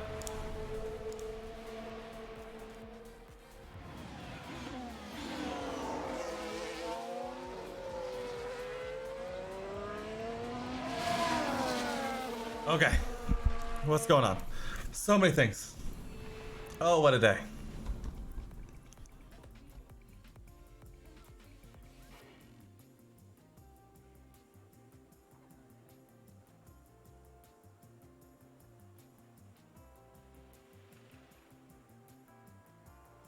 Oh God. Everything's new. Everything's out. Lewis Hamilton has a penalty. Continue. After a day of free It's qualifying day here around Alberts Park, I mean. Woo! Sheesh. Sheesh. We are not touching that. We are putting him out on these and putting him out there for 45 laps. Kevin, we're gonna go the other way.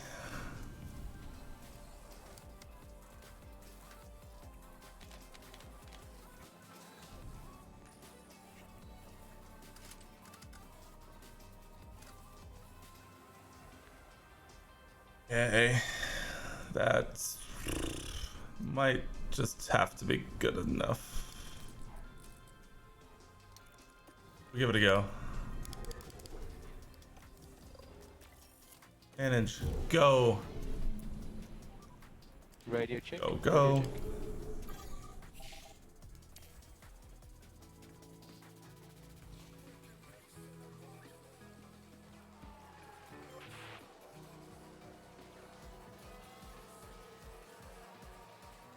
Electric cars are the future, but I'm here with the all-new 2024 Ford Mustang, and it's not electric. It's actually very gassy. Battery power is the Mustang's future. I know it, you know it, Ford knows it. But it appears that Ford isn't ready to say goodbye to internal combustion in its most iconic car quite yet. So the 7th generation Mustang actually has very similar engines and a very similar chassis to the 6th generation Mustang. So, is it really fair to call this an all-new Mustang or an old Mustang with a body kit? Ford invited us to Michigan so we could find out for ourselves. It's a new But Mustang. before we get into that, if you want to find out more about the Mustang, click the link below. And if you're enjoying our videos, be sure to like and subscribe. Also, if you want an instant cash offer on your car, head over to Edmunds.com. All There's right. all that much new with the new Mustang, but Ford assures us that most of what we see here is actually brand new, starting with the grille, which is a touch more vertical, maybe a bit more muscular than the last car. The hood takes the two vents on the outside and joins them into one large vent in the middle. And as we move back, we see the A-pillar in the roof These are actually the only things that carry over from the 6th gen Mustang, everything else technically brand new. As we come to the back here, there are large fenders, which, and this might sound sacrilegious, do remind me a bit of the Chevy Camaro. And the back deck lid here is topped off by this large spoiler, which comes as part of the performance pack, which this GT also has. As we drop down, this is again a GT model, so it's got the 4 exhaust tips. That's how you can tell that it has the 5-liter V8 apart from the sound. And there's one very cool Easter egg on the back of the rear glass here. You'll see all 7 generations of Mustang in silhouette marching along the bottom. I love that. The initial rumors for this generation of Mustang hinted that it might have things like all-wheel drive or a hybrid powertrain or even be a battery electric vehicle, and it turns out that none of those things are true, and instead this Mustang is kind of powered the same as the old Mustang. That means front engine, rear wheel drive, and the same 2.3-liter EcoBoost for the base models, and then a 5-liter V8 for the GT models. Now Ford says that the 5-liter V8 has been tweaked, and that will make it the most powerful GT they've ever sold, so it will make more than the 450 horsepower and 410 pounds-feet of torque found in the last generation, but those numbers, we don't have them quite yet. 2 transmission options, a 10-speed automatic that is the only choice with the EcoBoost engine, or a 6-speed manual that you'll only be able to get with the GT version, and that comes with standard rev matching. Ford is introducing 2 new performance features with the new Mustang, however. One is a remote rev feature, which means that from the key fob, you'll be able to rev the engine to show it off to your friends, and that's available on the EcoBoost with the active exhaust and the GT models. And there's also an electronic drift brake controlled right here. Now this might look like a manual parking brake, but it's actually electronic, and it'll just help you to get the rear wheels out and around if you want to show off big drifts. But please don't do it on the street, and please, please, please do not hit anything. Now those are the only 2 powertrains that Ford is willing to speak about at the moment, but we're hoping to see the same supercharged V8 that's in our Shelby GT500 make one more appearance, because that would really be a fitting coda for this, probably the last gas-powered Mustang. I hate that. While it might not seem like much has changed on the outside and under the hood of the new Mustang, there are big changes on the interior, and that is really good news for us because that was our biggest gripe about our long-term Mustang that we own. So the new Mustang has gotten a tech infusion. There's a 12.4-inch gauge cluster display now that feeds directly into a 13.2-inch multimedia display that has been moved up on the dashboard. The old display was kind of low in an awkward place. This one, much easier to see and angled toward the driver, so you don't have to spend as much time taking your eyes off the road. Big plus there. Rumors had it that the Mustang would also come with a new operating system. Not quite ready yet. What you get instead is a version of Sync 4, so it will feel very similar to anyone who's been in the new F-150 or Mach-E. Also new on the interior, it's also a touchscreen, that's a W. Fewer buttons than before. There's still a volume knob, thankfully, but all the climate controls seem to have disappeared from this panel here and moved up into the screen. Not a change that we really like because it's harder to use those a bit while you're driving, but down here, still helpful to find lots of buttons that help control the Mustang's performance functions. So this button with the pony on it takes you to My Mustang pages, which allows you to control things like the exhaust noise and the track modes and things like that. Also the auto stop start, and of course right here to turn the traction control off to help you use that electronic drift brake even easier. Now this 12.4-inch instrument cluster display, highly customizable and comes with a lot of really cool graphics. So as you flip through the Mustang's different drive modes from normal to sport to track, it'll actually show a CGI version of the Mustang in different environments. So like when you get to drag strip here, you'll actually see a light tree and smoke coming off the tires, though hopefully launch control takes care of that. Little things like this make cars like this more fun, so kudos to Ford for keeping things like that in the new Mustang. The new 13.4-inch display is a big improvement, and the new operating system looks a lot more clear and makes better use of the space. It also comes with Android Auto and Apple CarPlay if you prefer to plug your phone in. There is one problem with the screen, however, and I'm set up in my driving position right now, but if you look, my hands actually end up a few inches short of the screen, so that means that to change anything, I would have to lean forward. And over time, that's gonna get tiring and annoying. The interior still very much feels like a Mustang. It's very forward focused, and the back seats are still so tiny that they're only really good for storing luggage, so still only really a 2-seater. It only ever needs to be a 2-seater. It's easy to see the iterative changes that Ford made with the 7th generation Mustang and think that the company is just being stubborn. But I think that Ford might actually be onto something because in a few years, the Mustang may look up and find itself the only gas-powered American muscle car still available. We don't know what the future holds for the Camaro, and we know that the Dodge Challenger, its other main rival, will be gone after the 2023 model year, meaning that the Mustang will stand alone for American muscle for a few years, at least until the electric Dodge eventually arrives. And that will give the new Mustang plenty of cachet and probably plenty of sales too, if we're honest. There are a few key details on the Mustang that we're still waiting for, including final horsepower and pricing figures, but those should be available closer to the car's on sale date of spring 2023. If you're enjoying our videos, be sure to like and subscribe. Also, just get longer arms, forehead. Just have longer arms. Honestly, it's not really a problem for me. Haha, Lamau. But yeah, I'm sure that will be annoying for a lot of people. Let's go to qualifying while we're sitting here. Radio check.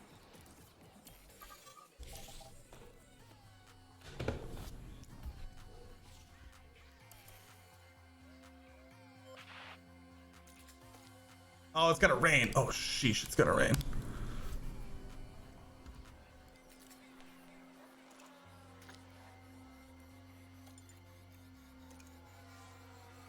It's gonna rain, therefore we need to go now.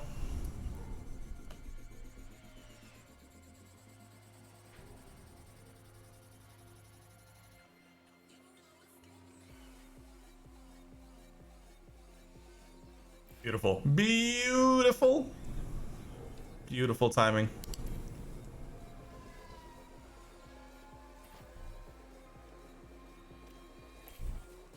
They're literally coming in, don't worry about it.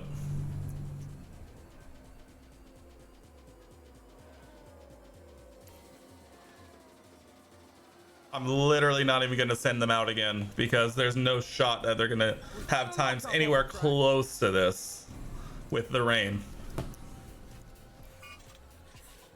Unless the rain stops, of course. But it looks like it's gonna stay wet for the rest of the session though, so we're through. And we run P4, P5. Let's go. Easy timing is easy. That's why you upgrade your weather center.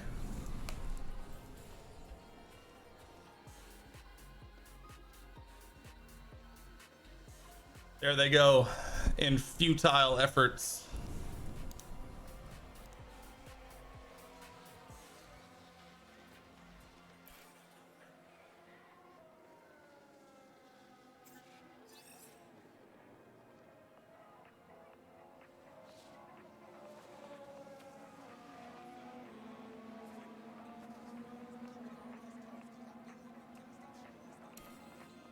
Go on, we're not even gonna move.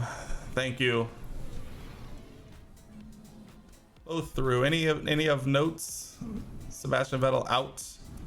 Other than that, pretty much to be expected. Still heavy rain though, unfortunate. But 93 confidence, by the way. But we get through to Q2 very easily, very smoothly. Looks like it's only gonna get wetter, so we go early again. Radio check. Radio is good. Radio is good.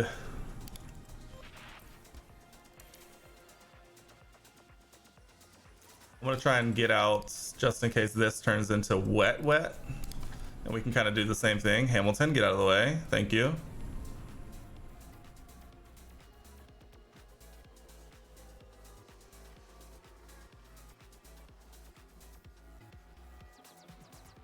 Kevin got held up a little bit, but that's fine.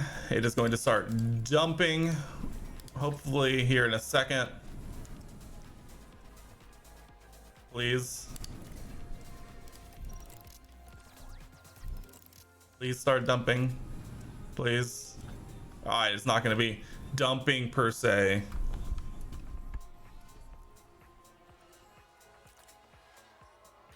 I was kind of hoping it was going to get to full wet. But it doesn't look like it's going to be getting to full wet. I love also when you go on YouTube and search 2024 Mustang, it's just a bunch of videos that were released like just now, and you can very much tell that all of them were recorded like just now. Oh shit.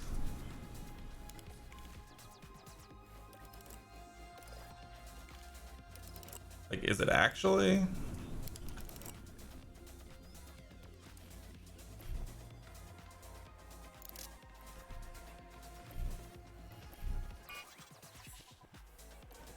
Is it like going up?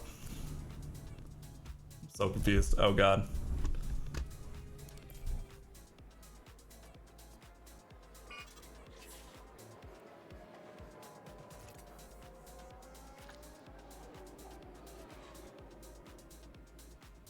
Is it gonna like stay this wet? It's only going up.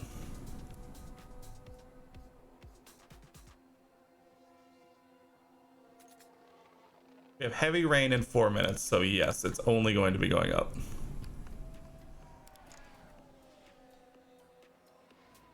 Squeeze out Mick right there.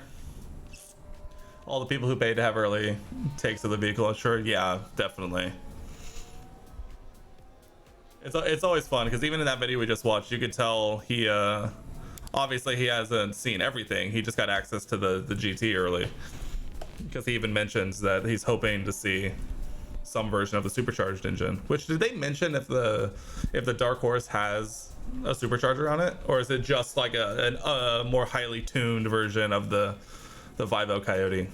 I assume they would have mentioned it if it was supercharged. So either that or I just wasn't paying attention, which is also entirely possible.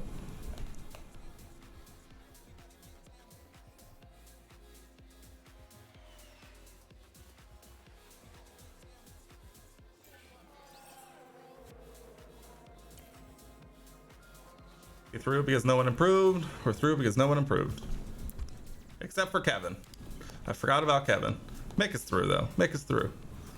Still heavy rain, but we're on to softs. We're gonna have so many sets of softs for Did they say that? Okay, I must have missed it. I think I was just exciting, like emoting in my brain for it to alright, it's gonna rain again, which means we need to get out ASAP.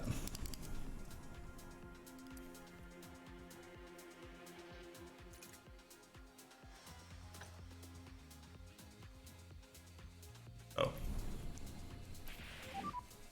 Radio check.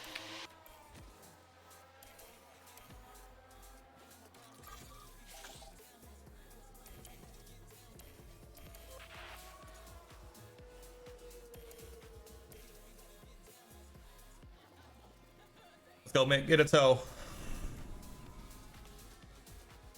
What's us?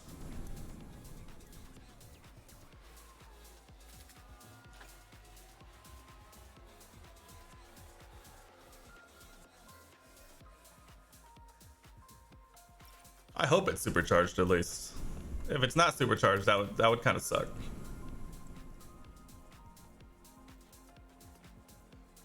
The rain started. Don't know if it's worth going out again. I'm just not gonna go out again. I don't think anyone's gonna improve in wet weather versus that dry time. So I'm just gonna we're gonna save some tires today. We're gonna save some tires. It's not? Oh wow. Just a more highly tuned version of the regular 5.0. Fascinating, actually. That's actually super interesting. P6. P6 for Mick. P6 for Mick. Thanks to turbocharged with improved tuning and better cooling. It's race day. Has proved quite a turbocharged engine, huh? That puts them in a very good position to make the I don't hate that. I think they've been needing a turbo option for a while now. Like a turbo performance version for a while. A sunny day here with only a few clouds in the sky. If things I actually really like that. The weather shouldn't pose any challenges to the team. In any case, Melbourne is ready, and so are we. So strap yourselves in for the Australian Grand Prix.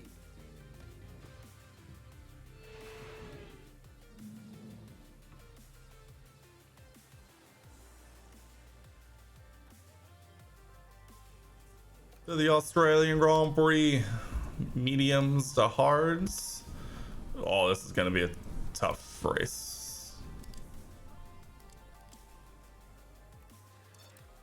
Oh god, this is going to be a tough one. This is going to be a tough one.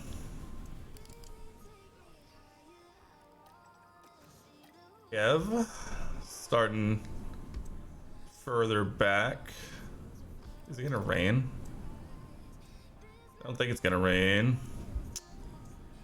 I think we'll go the other way. All right, no rain. We'll go the other way. Maybe get the help of a safety car, perhaps. I'm actually gonna do this though. Edit. Bop bop. We're gonna try and go long with Kev. Maybe we'll get a safety car and some help. Fate here, but there are quite a few clouds overhead as we look at the lineup on the grid. Mick Schumacher there. A top 10 position today, but will they be able to capitalize on it? Then we have Kevin Magnussen. They'll be starting the race from the bottom half of the grid, so there's a I'm curious to see what the bronze appearance package really looks like. Get ready for the Australian Grand Prix. Australian Grand Prix. And it's lights out, and away we go. So we just need to push now. Copy. I make push. No saving required. Copy. Hick still in P6. K-Mag up into P10. That's a new race position for Haas. Let's see. Gonna look very underwhelming, but a banger start. A banger start from Kev. Around the outside of the McLaren. On the outside of the Alpha. Oh, they make it look so easy. And then around the outside of the other McLaren, huh? Let's see. Oh yeah, around the outside from both McLarens. Love to see that one, Kev. Huge.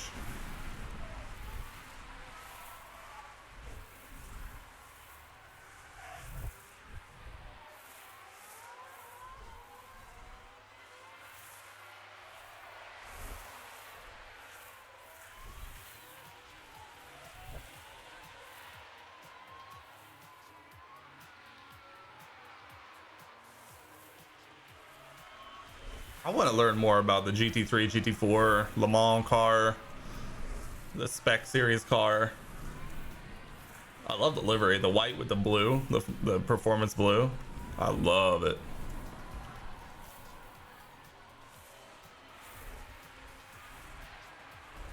All right, Mick is holding on to P6 here. He's falling back off the pack a little bit, to the point where we may run a little deploy here, trying to hold on to the back of these guys as DRS is going to get enabled here.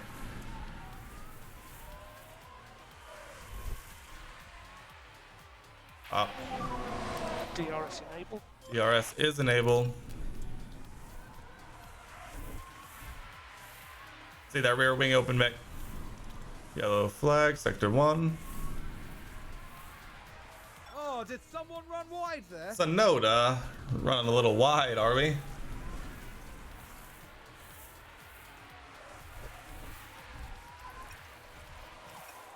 Let's balance out the fuel load a little bit.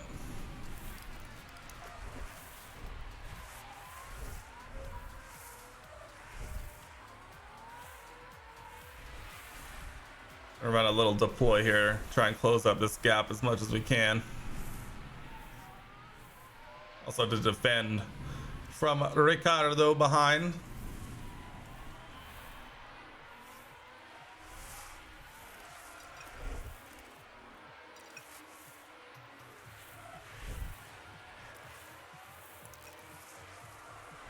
All right.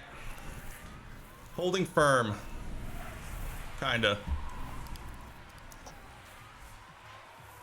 We need to close up 0.2 of a second ahead to Alonso. If we can, no, not 0.4 of a second up to Alonso.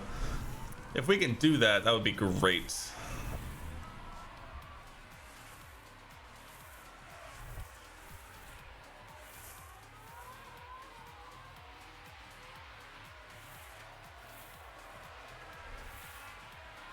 Now we're, dude, the power of one defending and DRS is crazy in this game. All right, let's hop back over on board with Mick here. He's kind of just in a train, but he is ahead of a Ferrari, which is not that expected.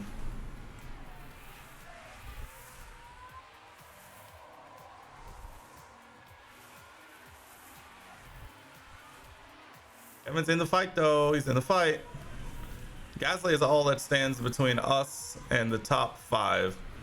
Although a Ferrari on our inside would have a lot to say about that for sure. Haas with an overtake. Up into the top 5 for Mick. Kevin drops back down to P11, but that's fine. I'm assuming everyone, yeah, pretty much everyone is on the medium tire. We're going the opposite strategy with Kevin, going on the hard tire first, so we're going to finish on the faster tire. So we tried to make up some positions, tried to hold on to the back of the front group, just couldn't make it happen. So at this point, Kevin is locked and loaded effectively until we get closer to his second stint.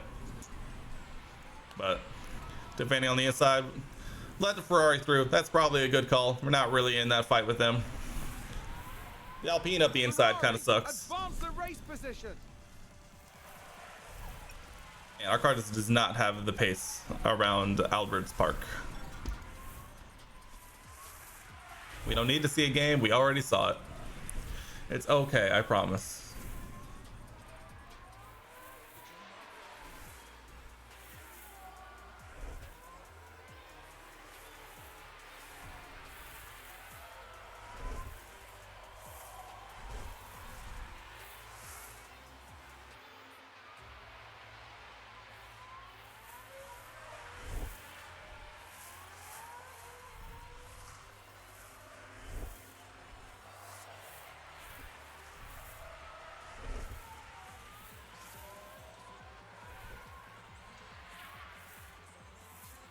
The body lines are starting to grow on me the more I look at it. Kevin, down to B12. Unfortunate.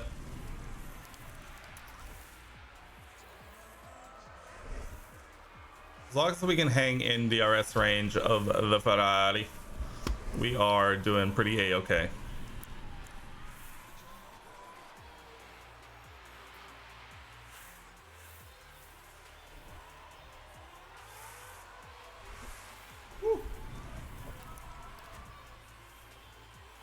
Yeah, but we can't keep falling 1.5 seconds off the pace, my guy.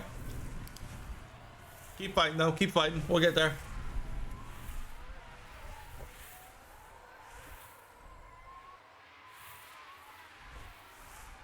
Gotta hold off Gasly behind. The Ferrari and the Alpine fighting ahead is probably the best thing that could happen for us, as we don't really have the pace to overtake them. So as long as we can hold on to the back of them, we are chilling, in all honesty.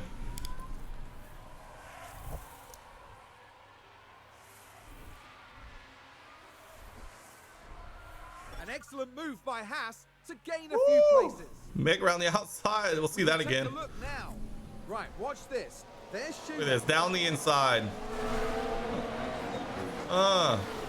3 wide. Run the long left-hander, squeeze them out. Squeeze them into each other. Attaboy, Mick. Attaboy. Way to make the move.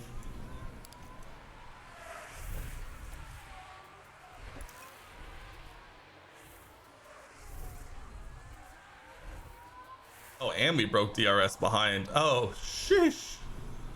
Although that Ferrari definitely has the pace. But as long as he's fighting with the Alpine, they will hopefully distract each other long enough to not have to worry about it.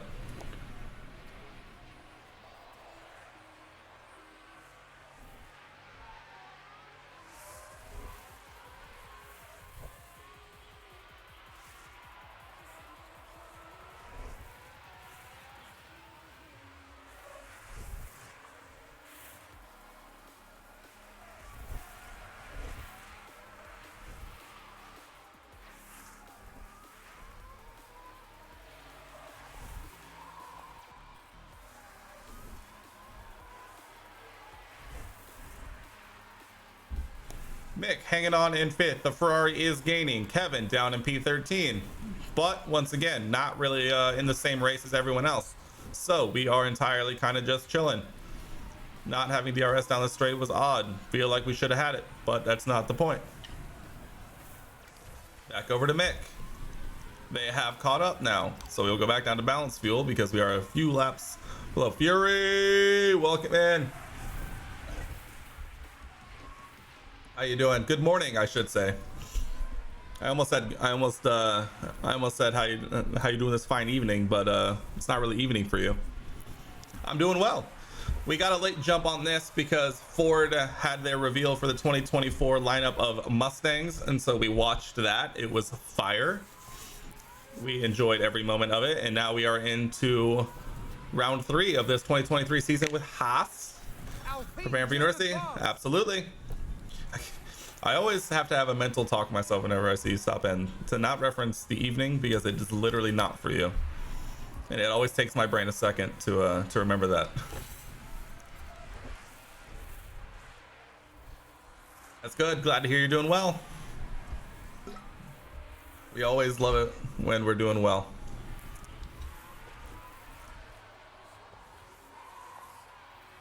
Also, you missed the fireness that was qualifying for this because we got on 2 occasions the thing where it rained like a third of the way into the session. So we went out super early in Q1, did 1 run on soft tires before it immediately went to wet, and we just didn't go out again. It was great. Dude, no problem. Random, don't even worry about it. I pride myself on trying to be entertaining whether people are here or not. You know, it may not always work, but people, you know, just enjoy coming out, hanging out for the vibes. That works too. Enjoy your PvPing.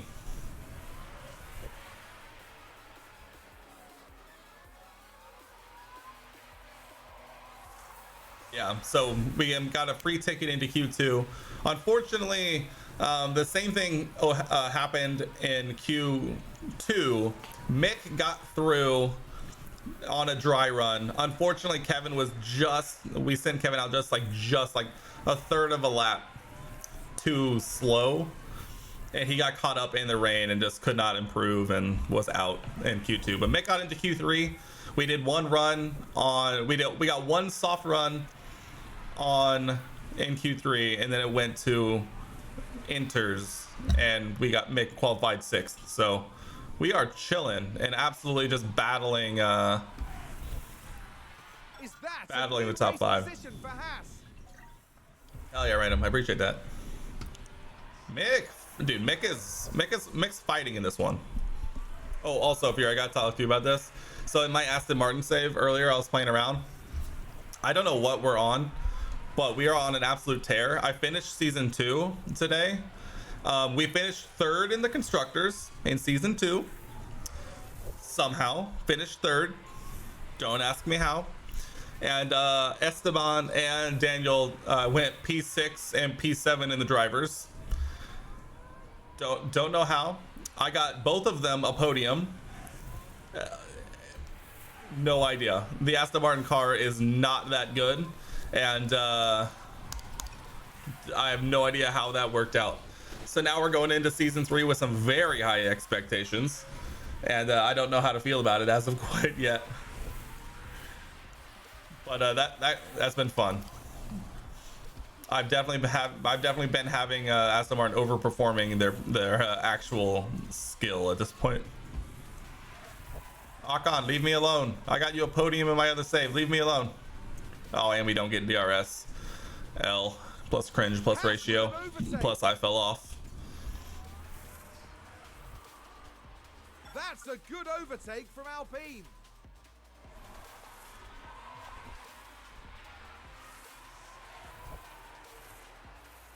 Oof. And Gasly goes right around us. Ocon went flying by us. That's fine. There's a long way to go. There's a long way to go. This is not over yet.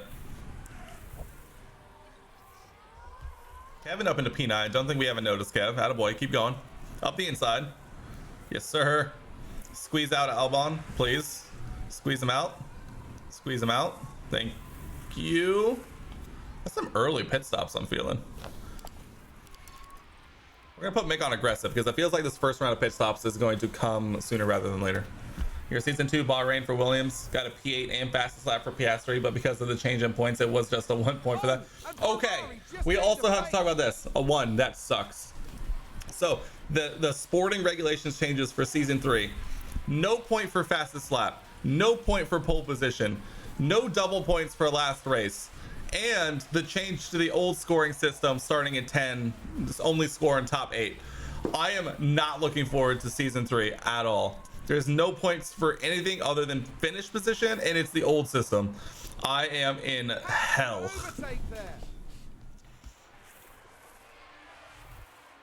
Yeah, it's not looking forward to it at all. The good news is, in low speed cornering, both in dirty air and clean air, we have the #1 car, because I put in a lot of research in season 2 for that. And so when it comes to low speed cornering, we are golden. So Singapore, we're going to be gods. Yeah, Singapore, Hungary, other ones, other circuits, I'm sure. And so we're actually feeling pretty good about a couple of tracks this year, for sure. A point system, oh god, I wish. That would be so nice. I'm not looking forward to the new scoring system. It's gonna honestly, it'll probably make the constructors fight a lot closer and the drivers, but like no points for anything else is such an L. Make up into P3, by the way.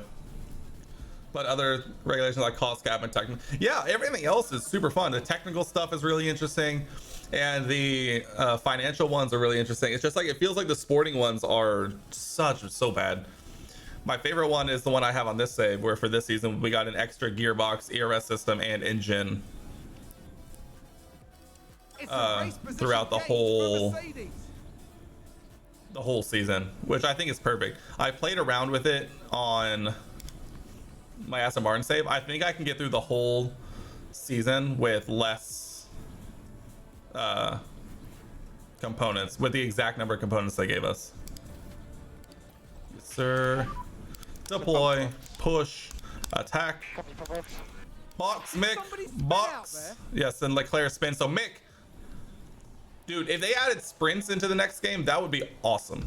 Like, unironically awesome. Hey, Mick is leading, by the way. Don't look now. Mick Schumacher leading the Australian Grand Prix for right now.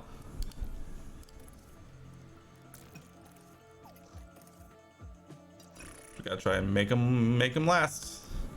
All right, Kevin, where you at? All right, Kevin. No, Kevin's different strat. Kevin's different strat. Kev, different strat. Keep going. I almost sent Kevin on an in lap, but he is on the hard tire. Mick comes out P7, just where we want him. On some fresh tires as compared to the rest of the groups. Imola, Austria, and Brazil. Yes, I would love for them to add the sprint rounds. I think that would be so interesting. It would add a lot for in terms of like parts management, because then you run the risk of having that extra race scenario to lose parts or like crash out, and like that is just so interesting to me and my brain that I want it. Because I know there's been plenty of opportunities in this save already that Mick has crashed out like twice in practice, and then like in the race, and we have like no front wings left because we just don't have extras. Looks like that was a position gained for Alfa Romeo. Alfa Romeo. That's fine. If Mick wants to get caught up in a fight and get dragged along with DRS, we are a-okay with that. We are a-okay. Haas with an overtake. Kevin also here just getting in an Alpine sandwich, just getting drug along. Although if we want to have any chance with Kevin, we kind of really need a safety car within the next 5 laps, which I don't know if we're gonna get that, if we're being entirely honest. But we are slowly increasing this gap. The problem is, by the time he boxes, he's gonna come out in this pack, and he's gonna have to like really fight for it. Also, this group is gaining, so unfortunate day for Kev. Mick is fighting. Mick's doing his best.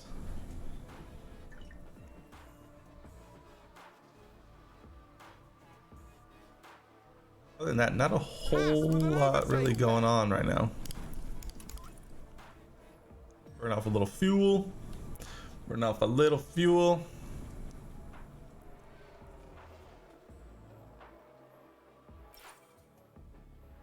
Kevin has entered his pit window. We will keep an eye on him. Position gained for Alfa Romeo. Alfa Romeo. I'm gonna harvest Kevin this lap. Try and build up that ERS as much as possible, and then I think we are gonna like push like hell. That's a good overtake from Alpine.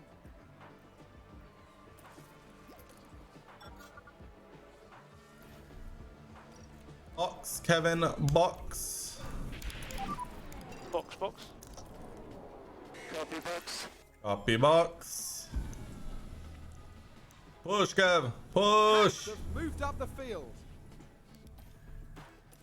All right, we're back.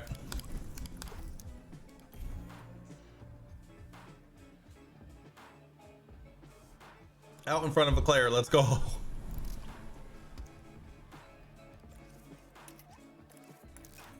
right, Kevin is free riding until the end. Where is Mick? Mick back into P6, chilling out. Great opportunity for Mick here, but we have said that a lot. We have said that there's a great opportunity a lot so far in this series. We will just have to see if we can make the most of it. Hopefully we can.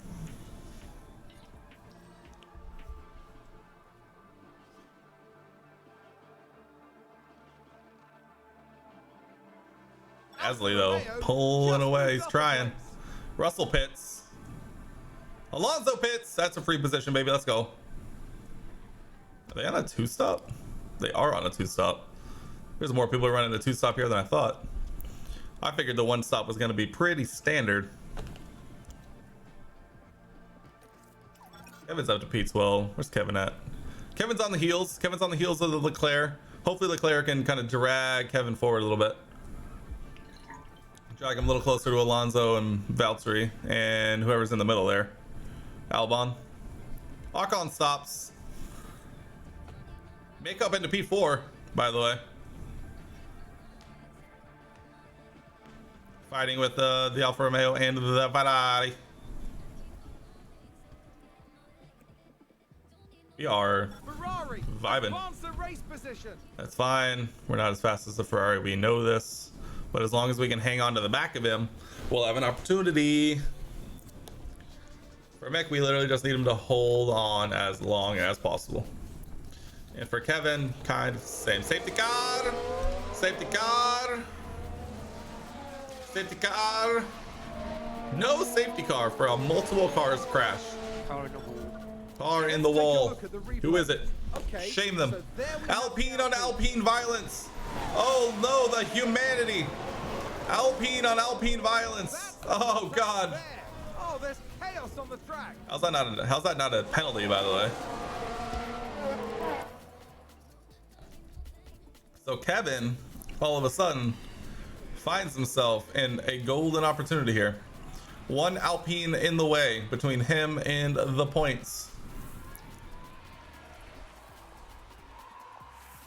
With only 10 laps remaining. I know.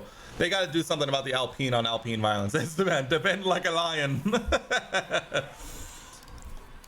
But not against me. Not against me. Ocon pits. So Ocon's race officially pretty much over. Perez 14 seconds behind. So Kevin only has the Alpine, the AlphaTauri, and the Ferrari ahead to worry about. On older tires than Alonso, but fresher tires than Albon or Leclerc. Not asking him to do too much as of right now, but it's getting a little spicy up ahead.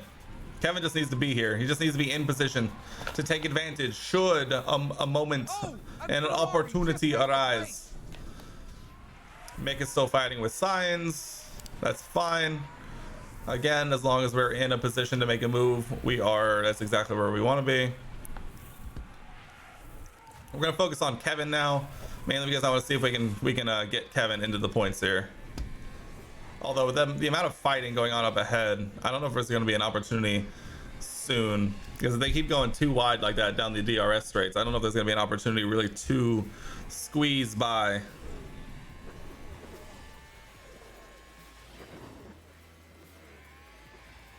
Is that a new race position for Haas? Yes, sir. Dude, Mick wants that P4 so bad. Look at it all on. Can we also talk about this Mercedes 1.3 that is currently going on right now?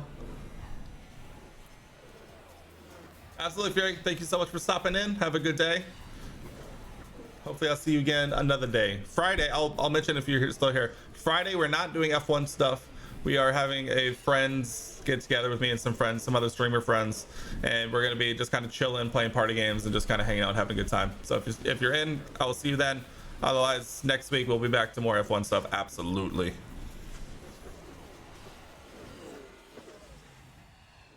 Hell yeah. Have a good day, my guy.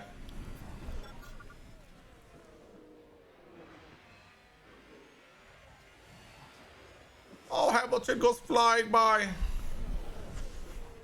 Adios. Ciao. Hasta luego.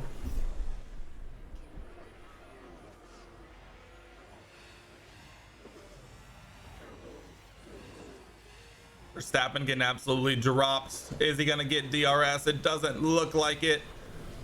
Sad day for Red Bull.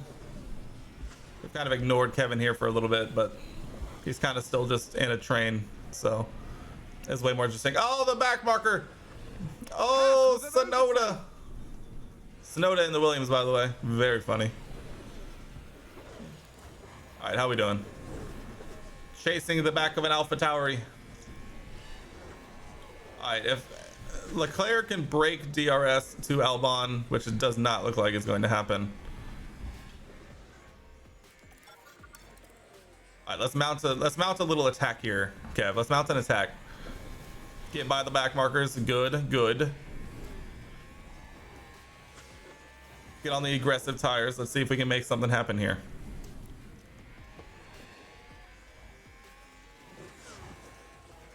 If not, it's still been a pretty stellar race for Kevin. No rain, thank God. Tires still doing beautifully. We either need Albon to fall out of DRS or we need Albon to get a move on. If we go a little manual harvesting, a little manual deploy action, see if Kev can make a move here around the outside. Down, ooh, slams the door shut.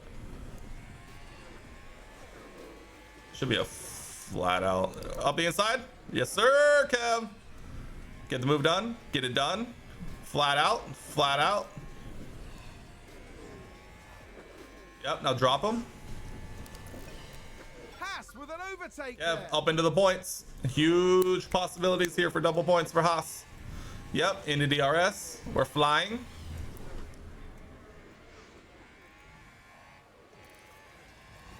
Still pushing. We're still pushing.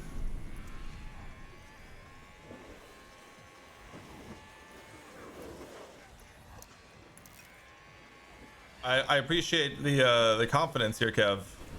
I do.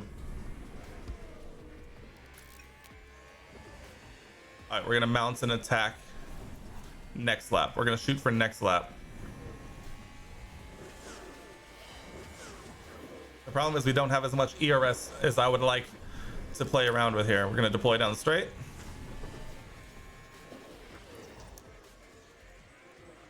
And then we're gonna save as much of this for the main straight as we have.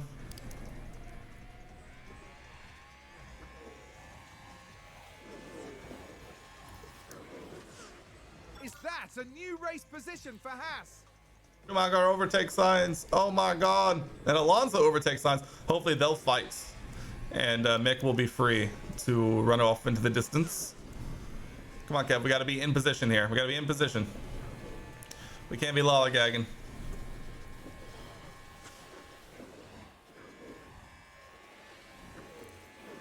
Tires are doing beautifully.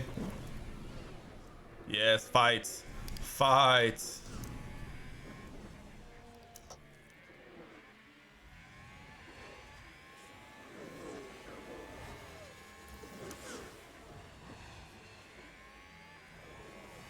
Oh, go on, son. Oh, we wanted that. We wanted that, Kev. We wanted that. All right, all right, all right. We're gonna save. We're saving everything we got until this last lap. Everything we got until this last lap. Ooh, Alonso gets by Mick.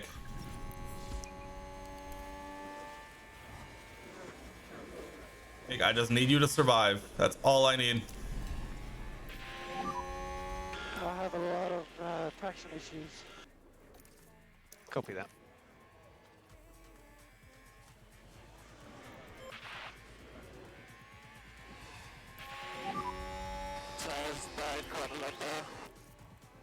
Copy. Kev, we just need you to go. That's all we need, Kev. Opportunity abounds, Kev. Be a legend. Be an absolute legend, Kev.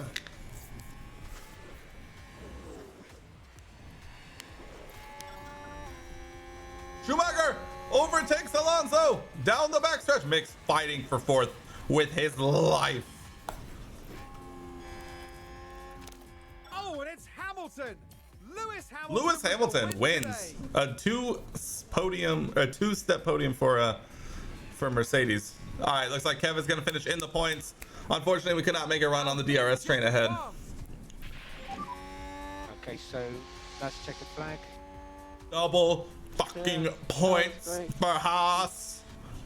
P5 and P10. Ooh, Mick was so close to catching Alonso here. Honestly, man, the car was superb. Yes, it was, Kev. Excellent drive. Yes, it was. That was a great drive from Kev. P1, wait 5 seconds and then P0. Massive day. Massive day for us. Massive day for Haas.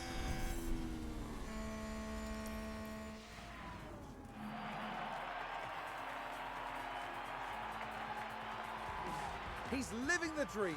Exceptional work from Mick Schumacher.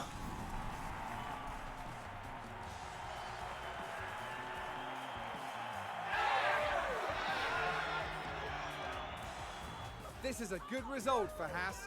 More than enough to satisfy the whole team. Just a really solid showing out there, which is These animations are always fun. And they're in 6th place in the constructor stand. Yes, sir. 6th place. Huge for Mick. Finishing up 1 spot. Kevin makes up 3 spots, finishing in the points. Double points for Haas. Things you love to see. What do we get? 11 points. Love it. Mick up into the top 10. Kevin falls to P12. That's fine. We double overtake the McLaren and the AlphaTauri. 11 huge points, securing P6 and right on the tail of the Alpines. Mick gets a huge result here. Massive even. And we only have to pay him $250,000. Let's go. What is it for finishing 10th or higher? Let's go. Only 250K.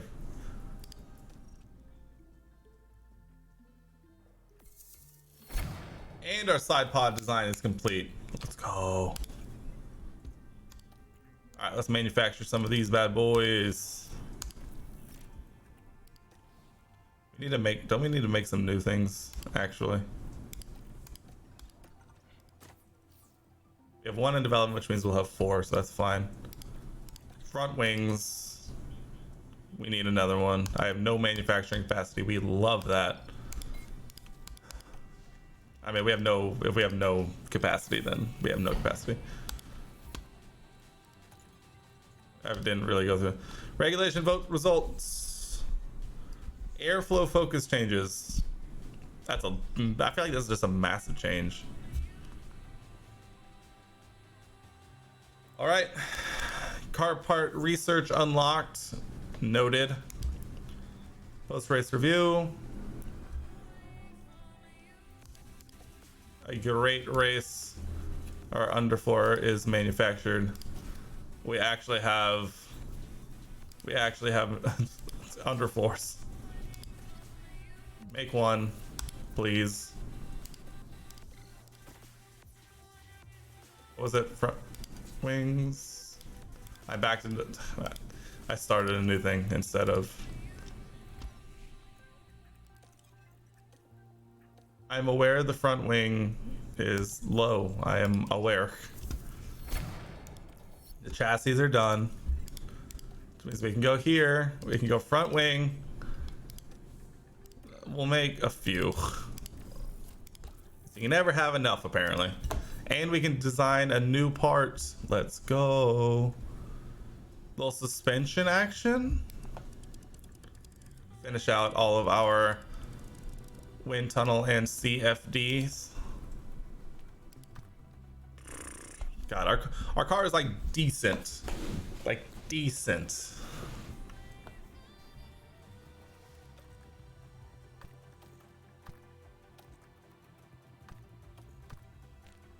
Decent. What are we looking at? What are we looking at? How long is this gonna take? 25 days? 25 days and then a few days to make. So we're looking at Barcelona. What do we need for Barcelona? A lot of low speed stuff. How's our cooling? Our cooling is not great. Do we just go optimize cooling? Our brake cooling would be tragically bad. I think we're gonna go optimize cooling. What does balance look like? You can get acceleration down to 12, medium speed to 10th, top speed to 13th, medium speed to, I mean, not huge. Nothing crazy. Let's do it. We need to improve our cooling anyway. Start that project. On to the Autodromo Internazionale Enzo Edino Ferrari, otherwise known as Imola. Manufacturing on the underfloor completed. Theo's got a couple of points. We love that. Let's go with 1 on reactions, 1 on accuracy. Theo's a 74. Nice. Nice, nice, nice. Anyone else have one? Kevin's got one. Reactions. Kevin's an 81. Let's go. That's it. Do our staff have any? Our race engineer does. Let's go with pit crew management. Anyone else? No? Cool. Perfect, perfect, perfect.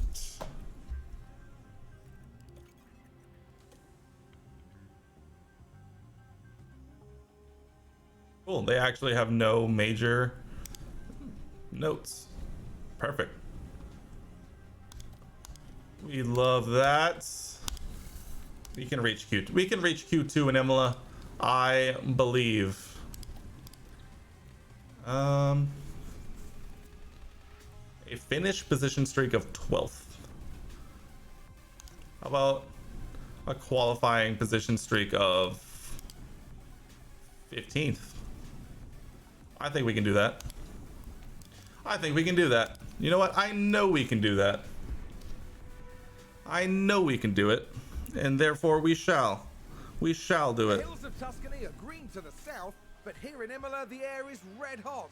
Welcome to Ferrari's turf for the Emilia-Romagna Grand Prix. The track has been around since the 60s. This is Imola. I know Mick has a used one. W. Nothing else. I mean, nothing else has been replaced yet. Beautiful.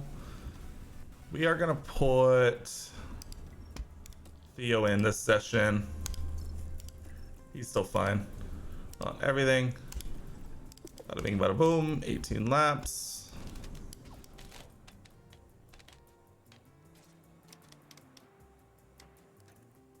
Perfect. 18 laps.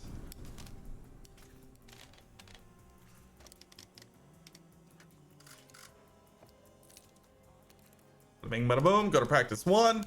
We're in, and we're moving on. Radio check. Radio check.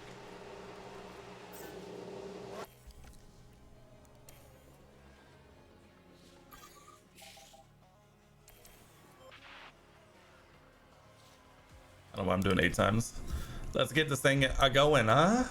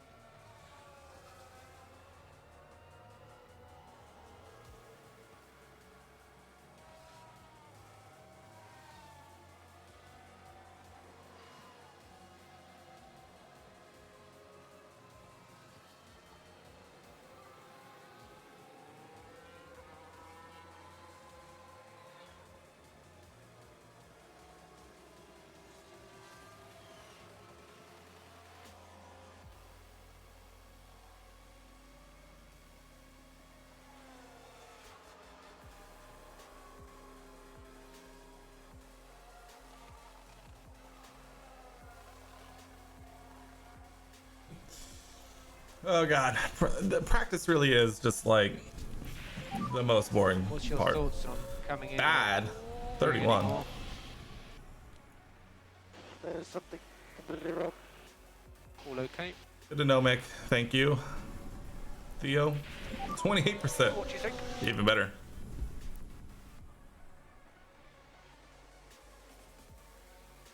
Finish your laps. Finish your laps. We'll talk about it. We'll figure it out.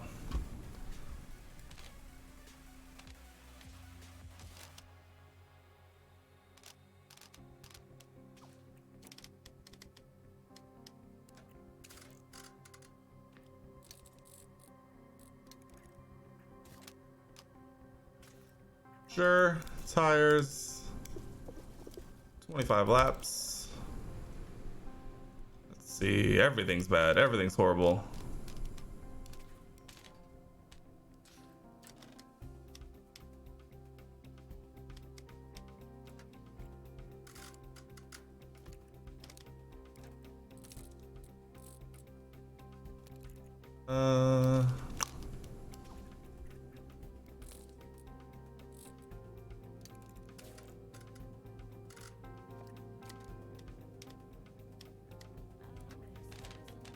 I can figure this out. Even though my brain is definitely off.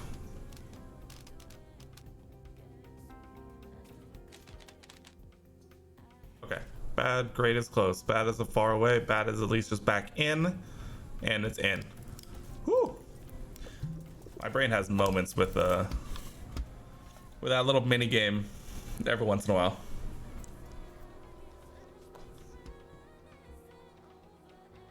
I am out of water in this cup. That's good because I have this one as a backup. Always be prepared.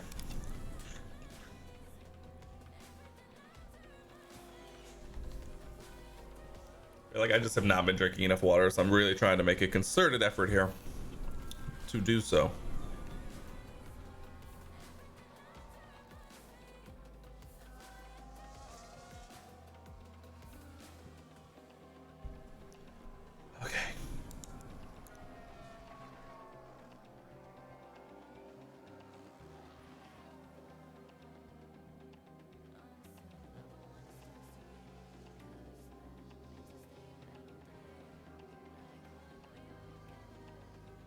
Who's running wide there? That would be Sebastian Vettel.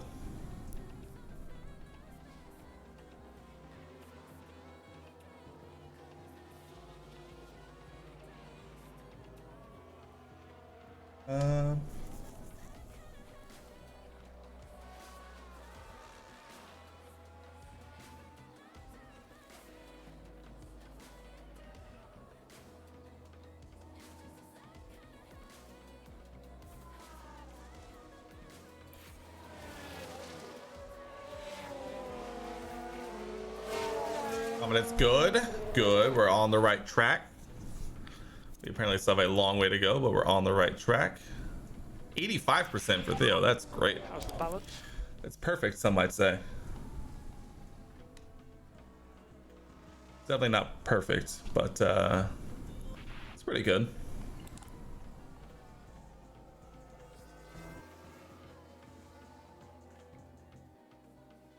Okay. We are waiting until the end of practice 1. Perfect, perfect, perfect, perfect. As Theo runs wide right at the buzzer. Mick runs 40 laps. Porcher also runs 40 laps.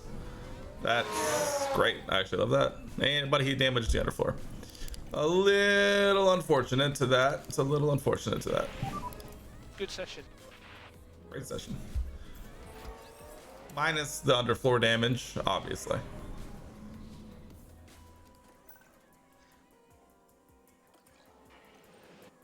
All right, I'm so happy we got 85% confidence on this, which means we can just run Kevin for 1,000,000 laps, and that will be that, hopefully.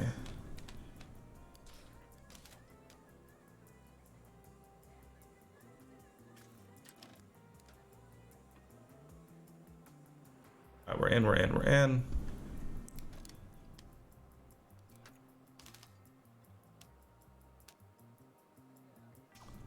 I like it. Softs. 18 laps. Kev.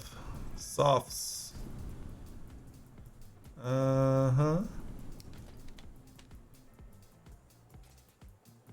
Sure. Keep it simple. Don't overthink.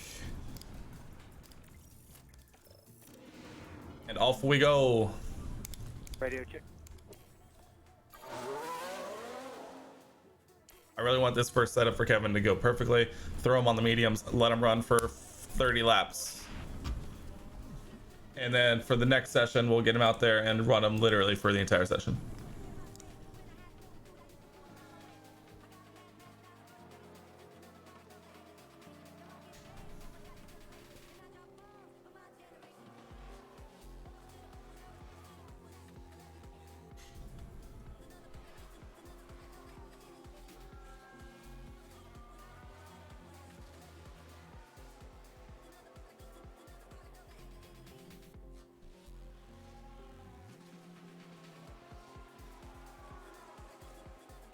Keep getting distracted.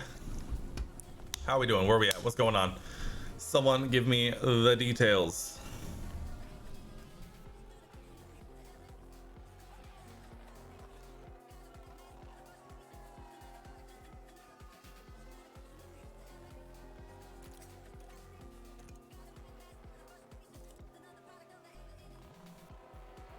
We've just had a car run wide.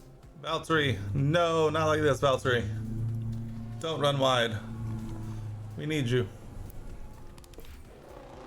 95%! Mick Schumacher's goated. Kevin did not finish giving us his feedback. That's cool. Woo! I am going to leave this alone.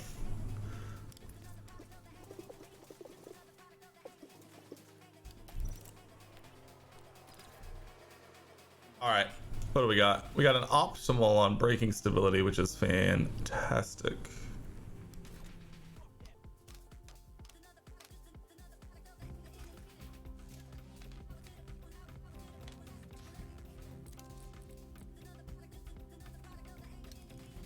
No, so I'm just gonna send him out again.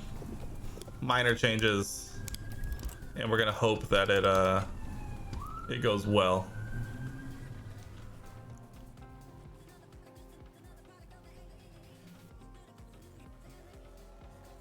Come on, we didn't change it that much. Go, go, Kevin, go forth, prosper.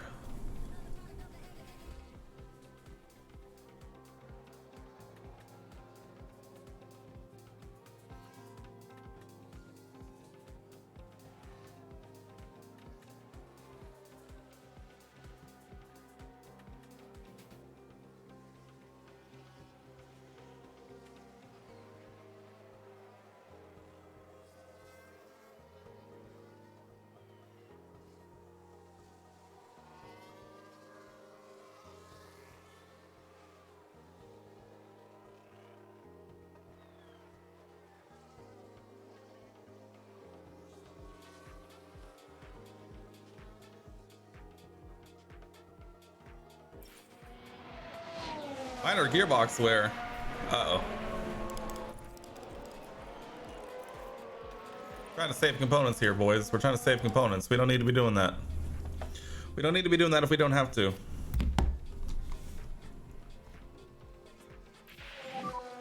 Car in the wall. Oh. Every time I see crash, I'm just terrified that it's us. There's been a crash. Or it's crashes. Replay. Watch this. We're looking at Oh, it's the classic corner. It's the classic corner. Locks up, runs wide, straight into the wall. And a big off.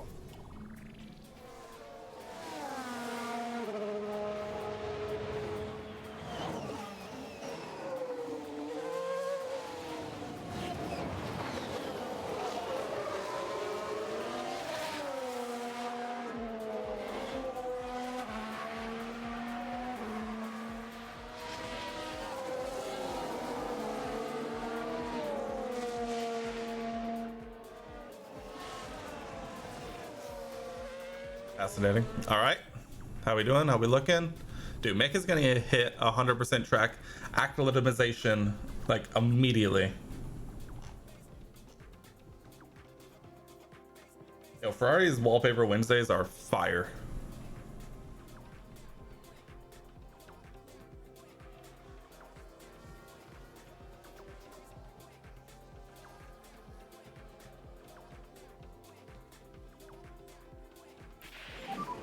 How does it feel? It was great. 87%. I'm happy here. All right, we can bump that up a little bit going into FP3. We'll make the changes. We'll send him out, but we're not gonna pull him back in. We're literally gonna have him run the entire time. And if it gets worse, we'll just live with it where it's at.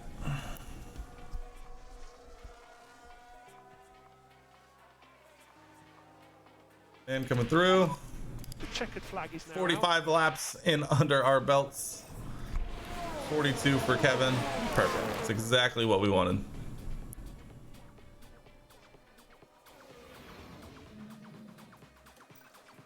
Perfect, perfect, perfect. Today we see the culmination of the It's qualifying day at Imola. I literally just do 45 laps. Literally just do 45 laps. 87% confidence. We can do this. We can do better.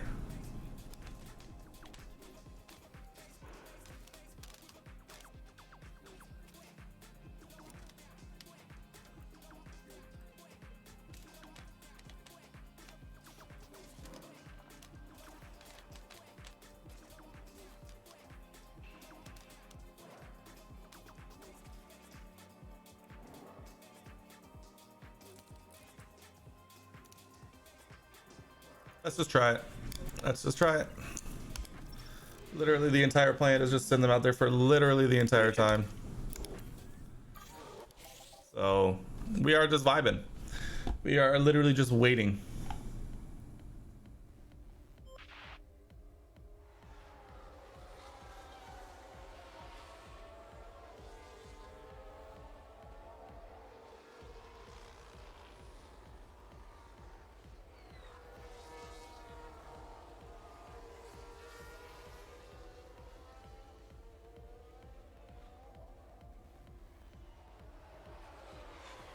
Sounds like someone's gone wide there.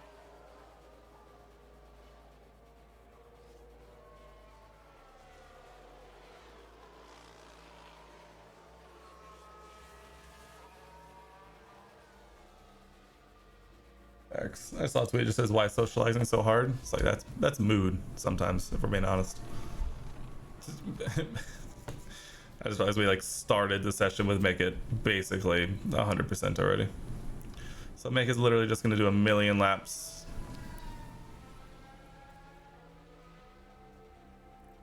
I think someone's run wide. Leclerc runs wide. If I remember correctly, Imola isn't a 2-stop. I think Imola is just a 1-stop. So it might just be a medium to hard race again. I feel like one stops are kind of boring. But if you don't do the one stops, 82, God, come on, Kev, we gotta figure this out. All right, so Kev's it's gonna be 80, whatever it was, 7 going into quali. But now we just need him to do 1,000,000 laps. We literally just need him to do 1,000,000 laps. We need every advantage we can get.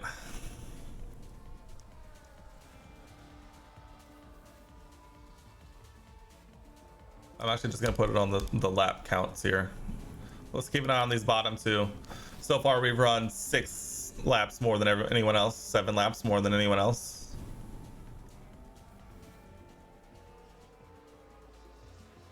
I want to see this hit. I wonder if in Austria, could you realistically do 50 laps? I don't know if I've actually done 50 laps yet. I might have. They all are kind of just running together in my head though, so. I've done a lot of practice sessions is what I'm saying.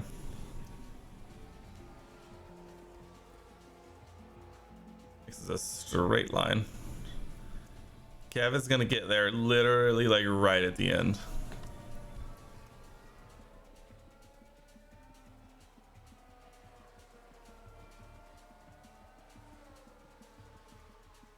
This is always the absolutely worst part though.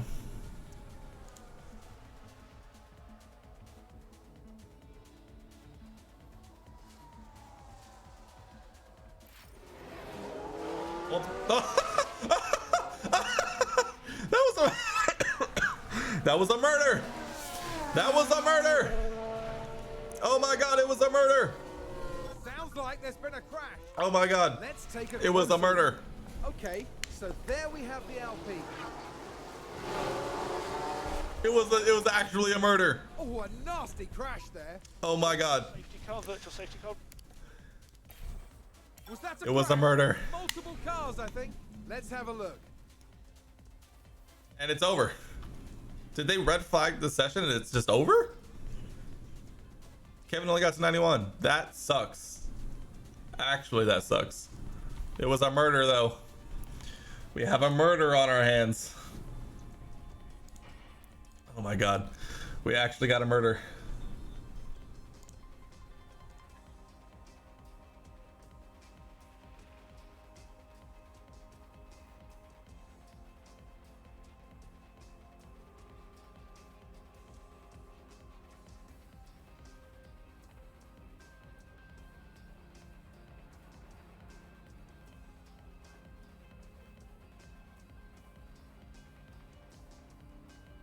I have to save that.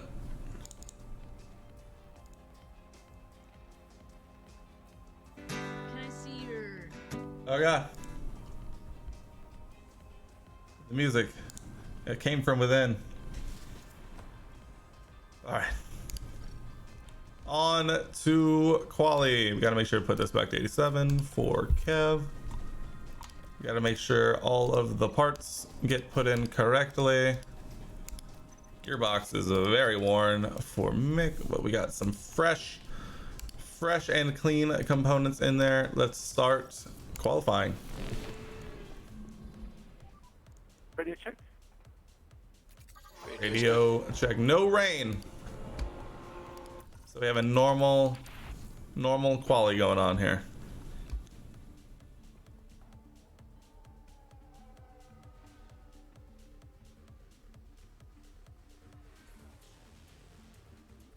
A new strategy for this.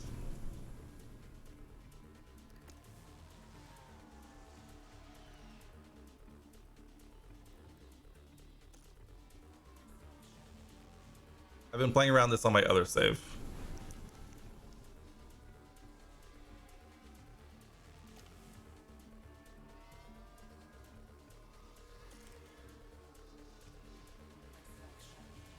Didn't really work out for Kevin there, but that's okay.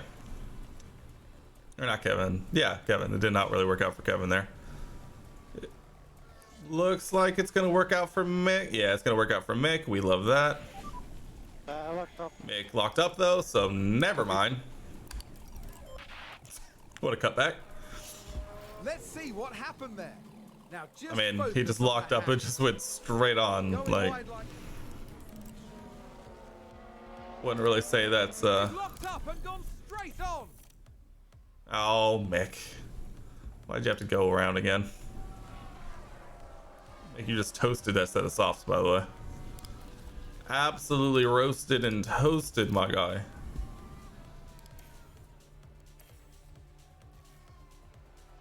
Mick with a solid 8.3 seconds off the leader.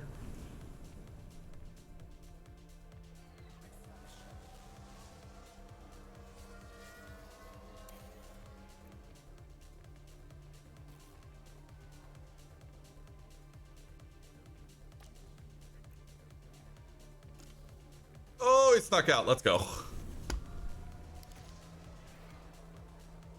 We're gonna stay on board with Mick because he's the one that needs an actual time to be set. Kevin is on his flyer, his last flyer here in Q1. A lot of work left to do here. He goes green in the first sector. Mick make his way through the first left-right section. Are they green first sector? I would sure hope so. Kevin goes green in sector 2. Massive. We love that for him. Coming up to the chicane. Mick goes green in sector 2. Kevin up to the line. Goes P9. P9 for Kevin. We love that. In theory, Mick should be right up there with him. I mean, he has the same car.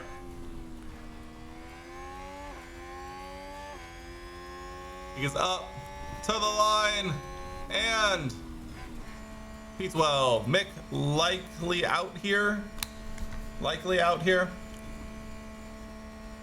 He more than likely slots in right here.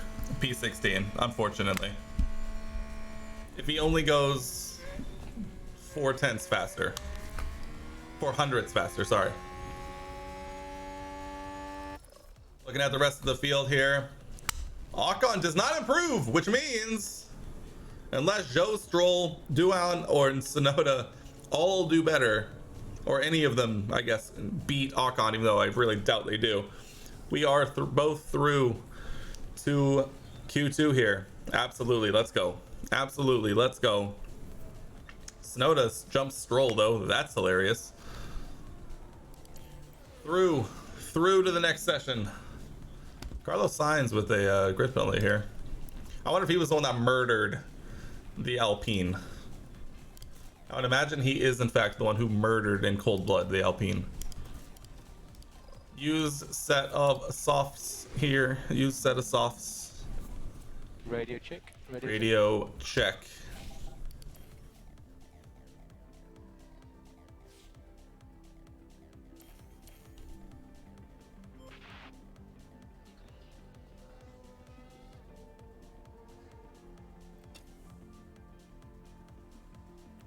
Send Mick out with the first group.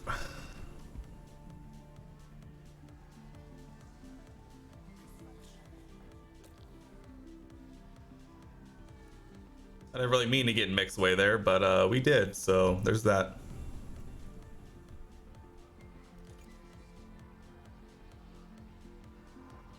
There's gonna be a lot of traffic for Kevin here. A lot of traffic for Kevin here. That's fine. This is a banker lap anyway. Banker lap. Kevin still does not. Never mind. I was looking at mixed time. Definitely does not go faster. Kevin is 3 seconds off the pace because much traffic, which means Kevin absolutely needs to make sure to get out first because we definitely need him to go first. We are fast forwarding till about just before 3 minutes left. That's probably about when it will matter the most.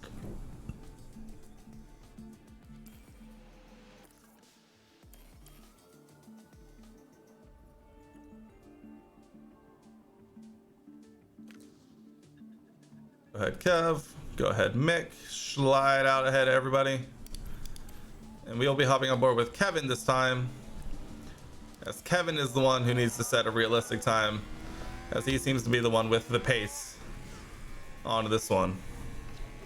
Here we go. Kevin starting his last flyer here in Q2, going through the first chicane, following the left-hander up towards the next fast left-right, towards the long left-hander. Kevin goes yellow first sector. That's not what you want to see on a fresh set of tires.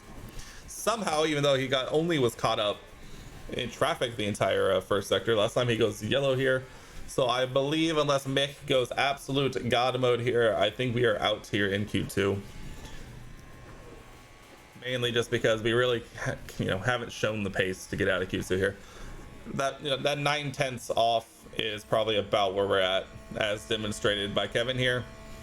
So I think we're probably P13, 14 or 14, 15 here. Mick goes P12, so we're probably 13, 15 here if I had to guess.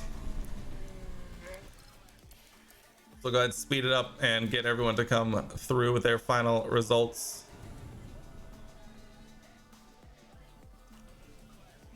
P12 and 13. Hey, that's actually not terrible. So there's that, and it's all to play for tomorrow on race day. Race day has arrived, and the time has come for these drivers to fight it out wheel to wheel. Haas proved quite resourceful during qualifying. That puts them in a very good position to make the most of this race start. Although we didn't see a standout performance from Alpine during qualifying, everything's still open to them. There's hope. Let me guess, it's going to be a medium to hard. Weird, it's going to be a medium to hard. Who would have thought?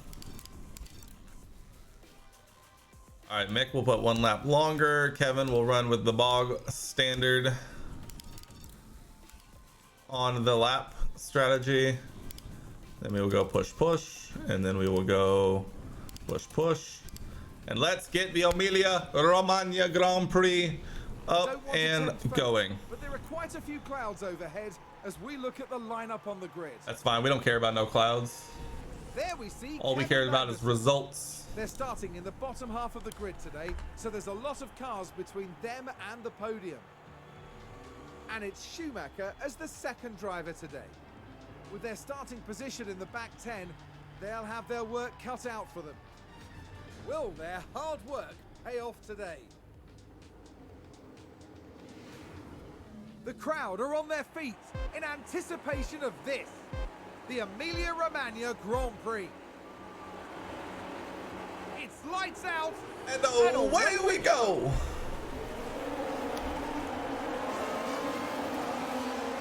Let's go, boys. 12 and 13, still 12 and 13. Still 12 and 13. Does not look like any places are going to be made up here. Although it does look like Kevin will lose a position to the AlphaTauri of Sebastian Vettel, which is still funny to say. AlphaTauri gained a place.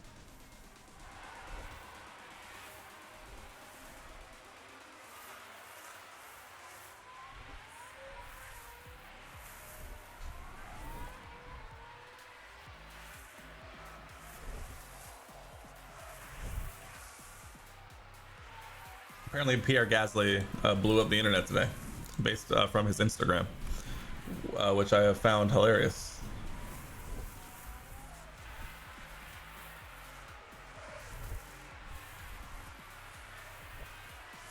All right, so everybody settled in? Everybody ready to go?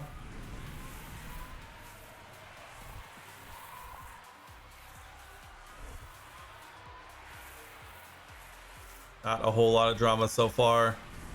Kevin hanging out on the back of the AlphaTauri. The AlphaTauri hanging on the back of Mick. Mick hanging on the back of Danny Rick. Danny Rick hanging on the back of Gasly. All the way up to Lando Norris up here in 6th place. But now that DRS is enabled, we will see what happens here. Seb is dangerously close from losing tail to the rest of this. So is Daniel Ricciardo. So we need to make some moves and some schmoves, people. Moves and schmoves as soon as possible.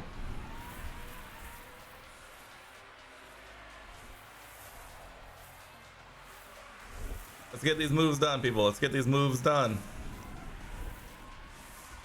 Kevin, whenever you're ready.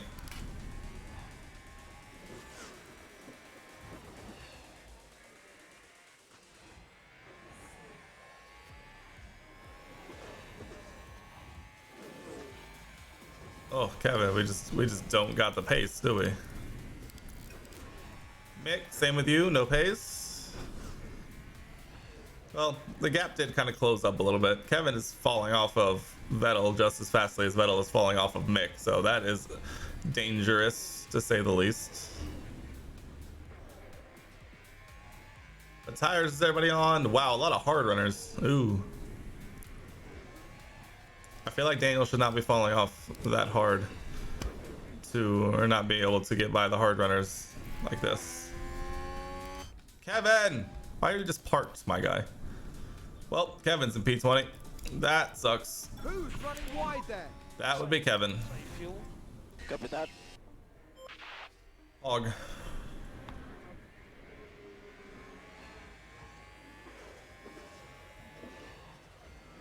Well, Kevin, I hope you have a good recovery drive. We will be focusing on Mick for a little bit, if that's okay with you.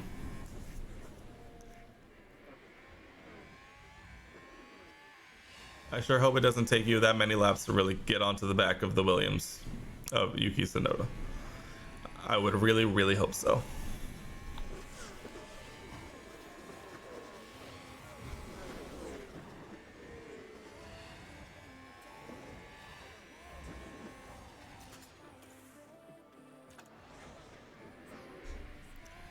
Ooh, Mick having a thought. Mick was thinking about it there for a second.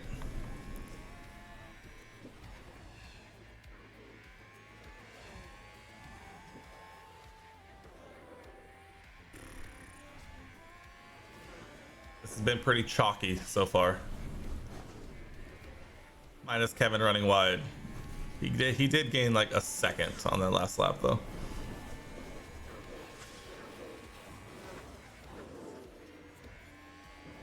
Half second on that last lap. It's good for you, Kev. Good for you. Keep going.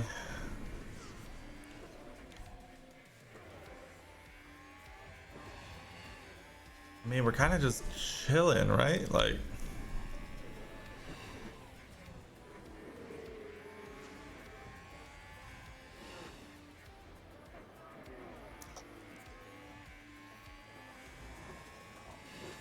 just running down the main straight.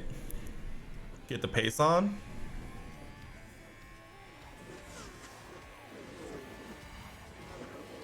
Mick, we're backing out of that, Mick? Mick, we're backing out of that? No, right? Like, we're not actually backing out of that, Mick.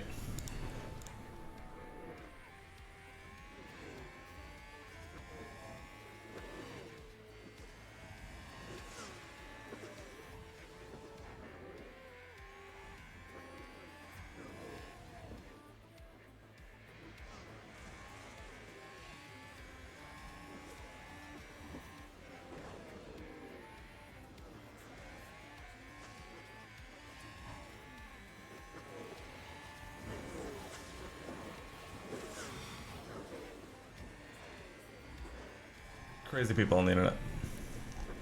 Absolutely insane people on the internet. All right.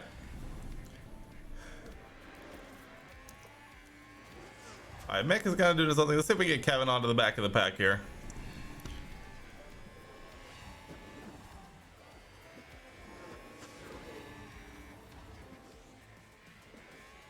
Apparently it's working. We've been up half a second since getting here, and we're within DRS. There you go, Kev. You're in DRS. Use it wisely.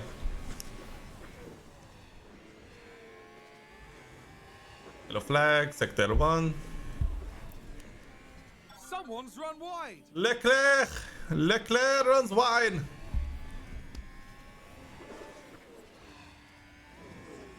Imola feels very processional right now, mainly because there's a DRS train going all the way up to 6th, down to 13th. Mick just doesn't seem to have the pace to really get this going.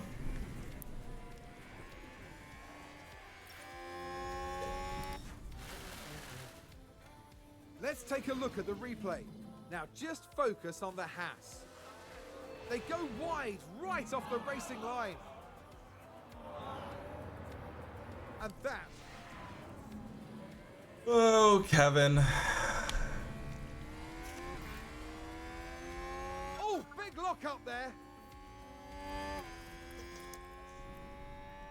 Mick, how you doing? This is good. Come on. The overtake failed. Yeah, I would say so. I would say that overtake absolutely failed. Without a doubt, even. Historically failed.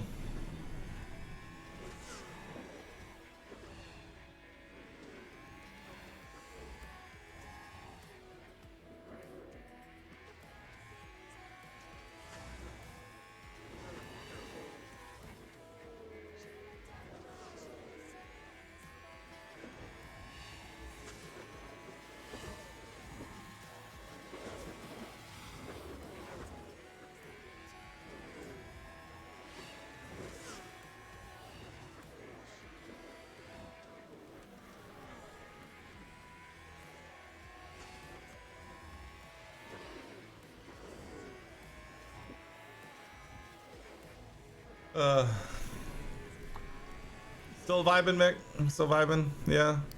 I mean, nothing is happening here. Let's see if we can get Kevin back onto the tail of Yuki Tsunoda.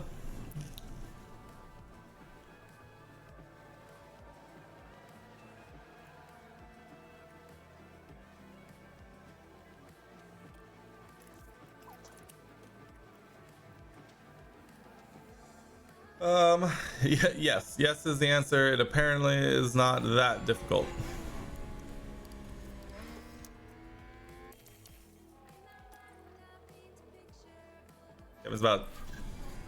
Kevin sets the new fastest lap. Weird. Very processional. I mean, look at this gap. there's the front. Oh, safety car. Safety car. Safety car. No safety car. Apparently no one. Yellow exit of 6. Yellow exit of 6. That'll crap. Wait, I was looking a little closer. Seb, don't lock up and go straight into the wall, Seb. You should have listened to me. You should have listened. All right, well now Mick has 5 seconds behind Albon.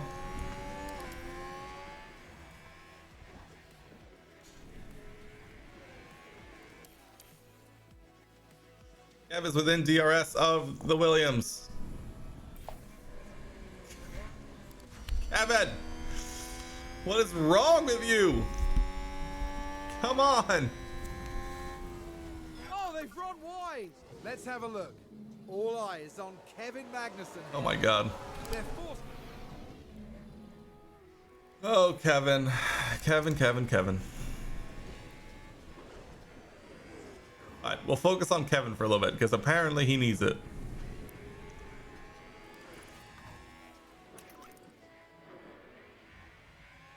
God, our car is so much faster than the Williams.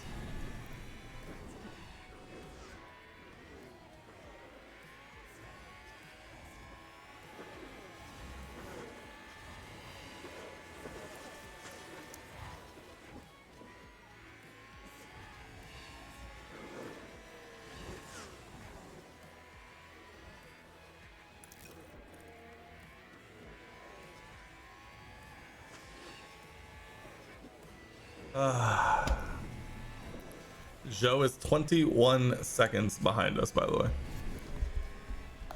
21 seconds around Imola.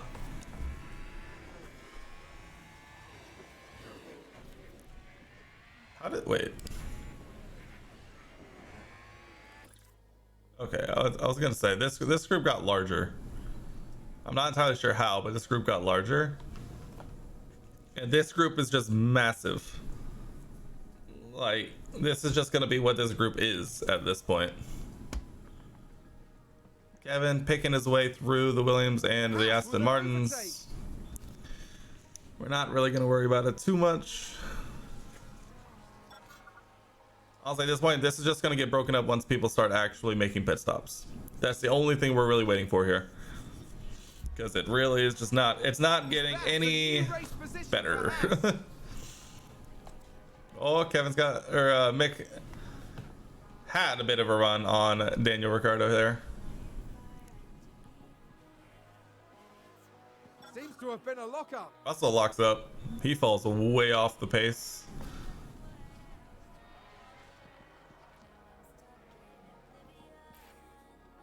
We have entered Kevin's pit window.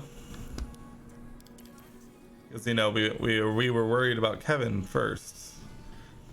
I mean, do we potentially just pit Kevin like a lap or two early?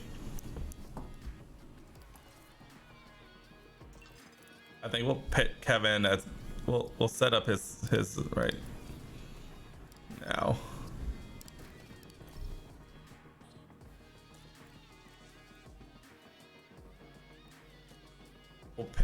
We'll pit Kevin with everyone else. And then we'll pit Mick this lap.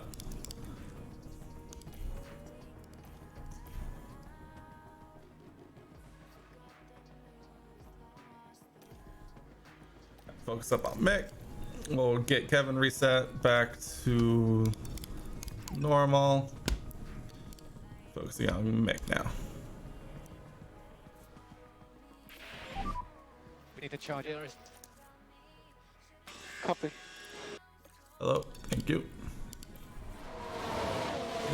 I didn't tell him to pit. Damn it. I'm a god at setting them up on running wise to pit this lap, but forgetting to actually push pit this lap.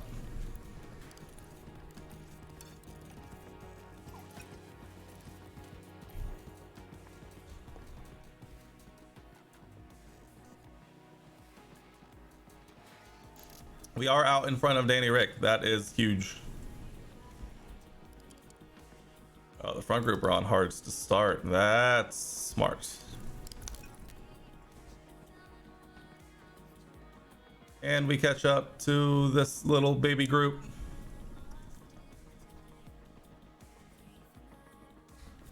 McLaren gain a position. It's fine. We'll get it right back. Haas with an overtake there.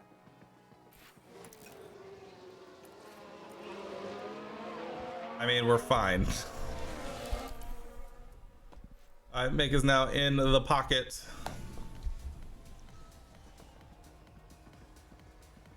Securely in the pocket, I should say. And you can go back to push because you're gonna get dragged along. Kevin is off in his own little world. The front group is gonna get broken up, which makes me think that that group is pitting soon. So we're gonna try. We have low battery. Copy. Well, we were gonna try. I think we've had a car run wide. Gasly runs wide. That's not what you want to see.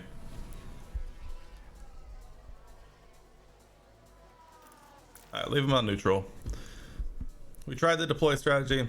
Turns out they're not pitting anytime soon. It's just that that front group is very, very fast. Leclerc is dragging Perez around. Verstappen's in his own bubble. Hamilton's in his own bubble. And Kevin locked up again. Kevin, my guy. What's going on? What's going on, my guy? You okay? Everything good? Is Imola just not your trick here? Apparently.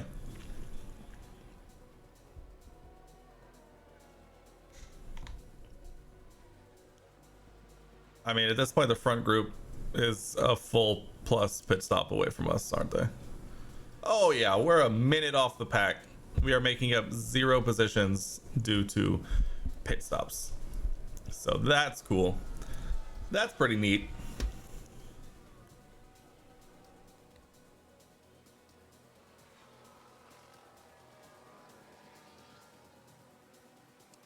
Nick with the pace. Is that a new race position for Haas?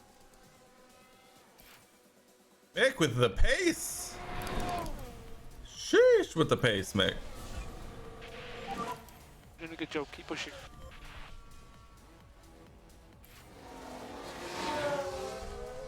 Here's Kevin. the replay.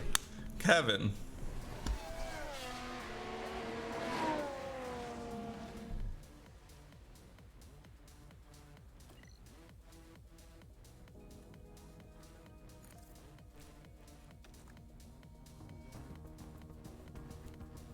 And he has a penalty.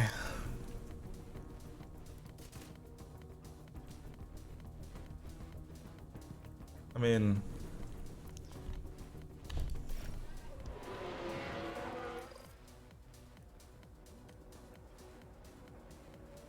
Who's that just crashed?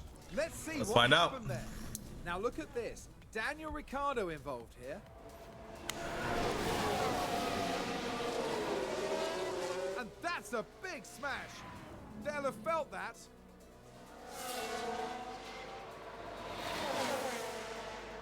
I hate everything.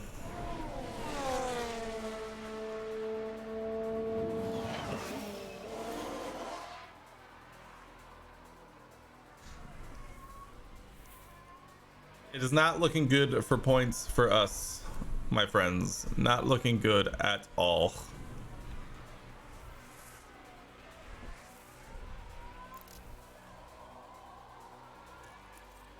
Kevin, at this point, just don't break anything anymore.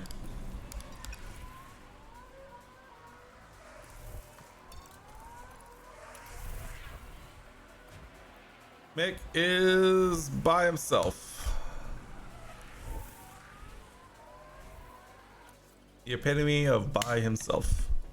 I mean, points is Signs, and Signs is way faster than us. So realistically, points is Albon, who is almost a whole sector ahead of us at this point. So that's cool. Kevin's locked up about 4 times. And looks like there's been a lockup. Crashed once, so that's pretty chill. Kevin's over here. He's almost caught back up to Stroll. Oh, why can't this be easy, man? Why can't it be easy, man? Verstappen takes the lead. Everyone went to the softs, I see. Gasly in the pits.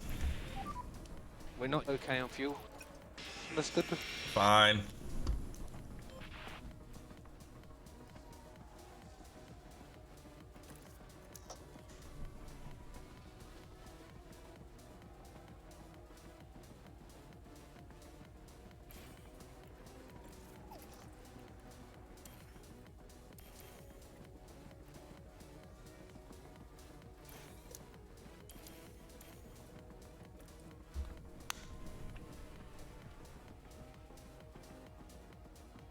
We're 2 seconds off.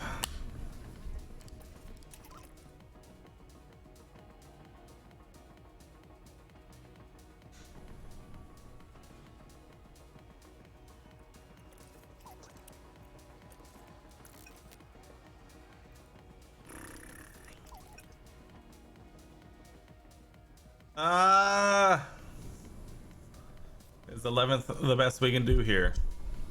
How are we? I mean, we're lapping slower than the group ahead by a lot.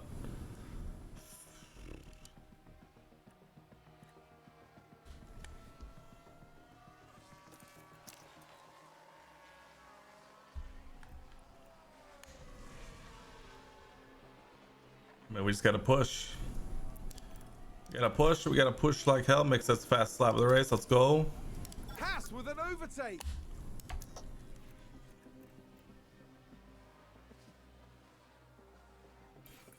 We've just had a car run wide.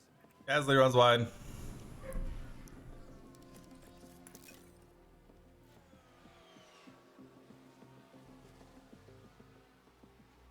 Does not seem to be for us today.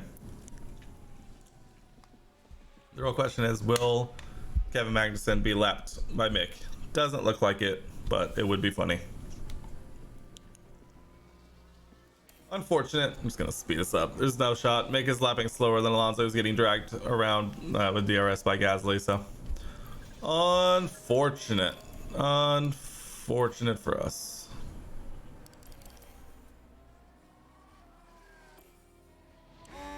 We'll hop on board with Mick for the last lap, but that's pretty much gonna be it for us today. Bring it home clean, Mick. Bring it home clean. Don't jostle anything around too much. Bring it home.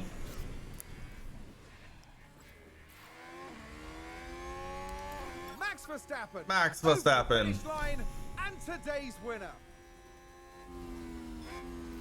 Like, I feel like this is just a lack of pace and a bad strategy call. I think going... I don't know, actually. I don't know. Mick crosses the line. P11. Checkered flag. Sad. I'm very sorry about that. Tough day. Copy that. Just take all the pickup. Don't worry about it, Mick. Don't worry about it. Tough day for everyone. Tough days all around for sure. A brilliant performance from the Haas driver. Good job, Kev. Good job, Kev. Good job, Mick. Mick still P10, still P6. Alpine only get 1 point. That'll be big for us. Mick gets a dev point. Kevin does not. Theo does not. It's $3 million for us. It's $3 million for us. All right. I think it's about that time. I think we had a lot of fun tonight. I think we had some fun reacting to the new Mustang news. At minimum, I did. And then we got a couple of races in on F1.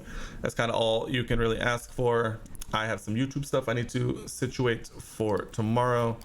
And then I need to get to bed as well. So I am going to be hopping off now. We'll be back, like I said, on Friday for some fun with the squad. So no F1 manager or F1 22 on Friday, but we will be back and we will have some fun. But for now, I'm going to head out. Thank you all, everyone, for stopping by, all the new follower friends, everyone who enjoyed the thing with us. But for now, I'm going to head out. I'll see you guys on Friday. Bye.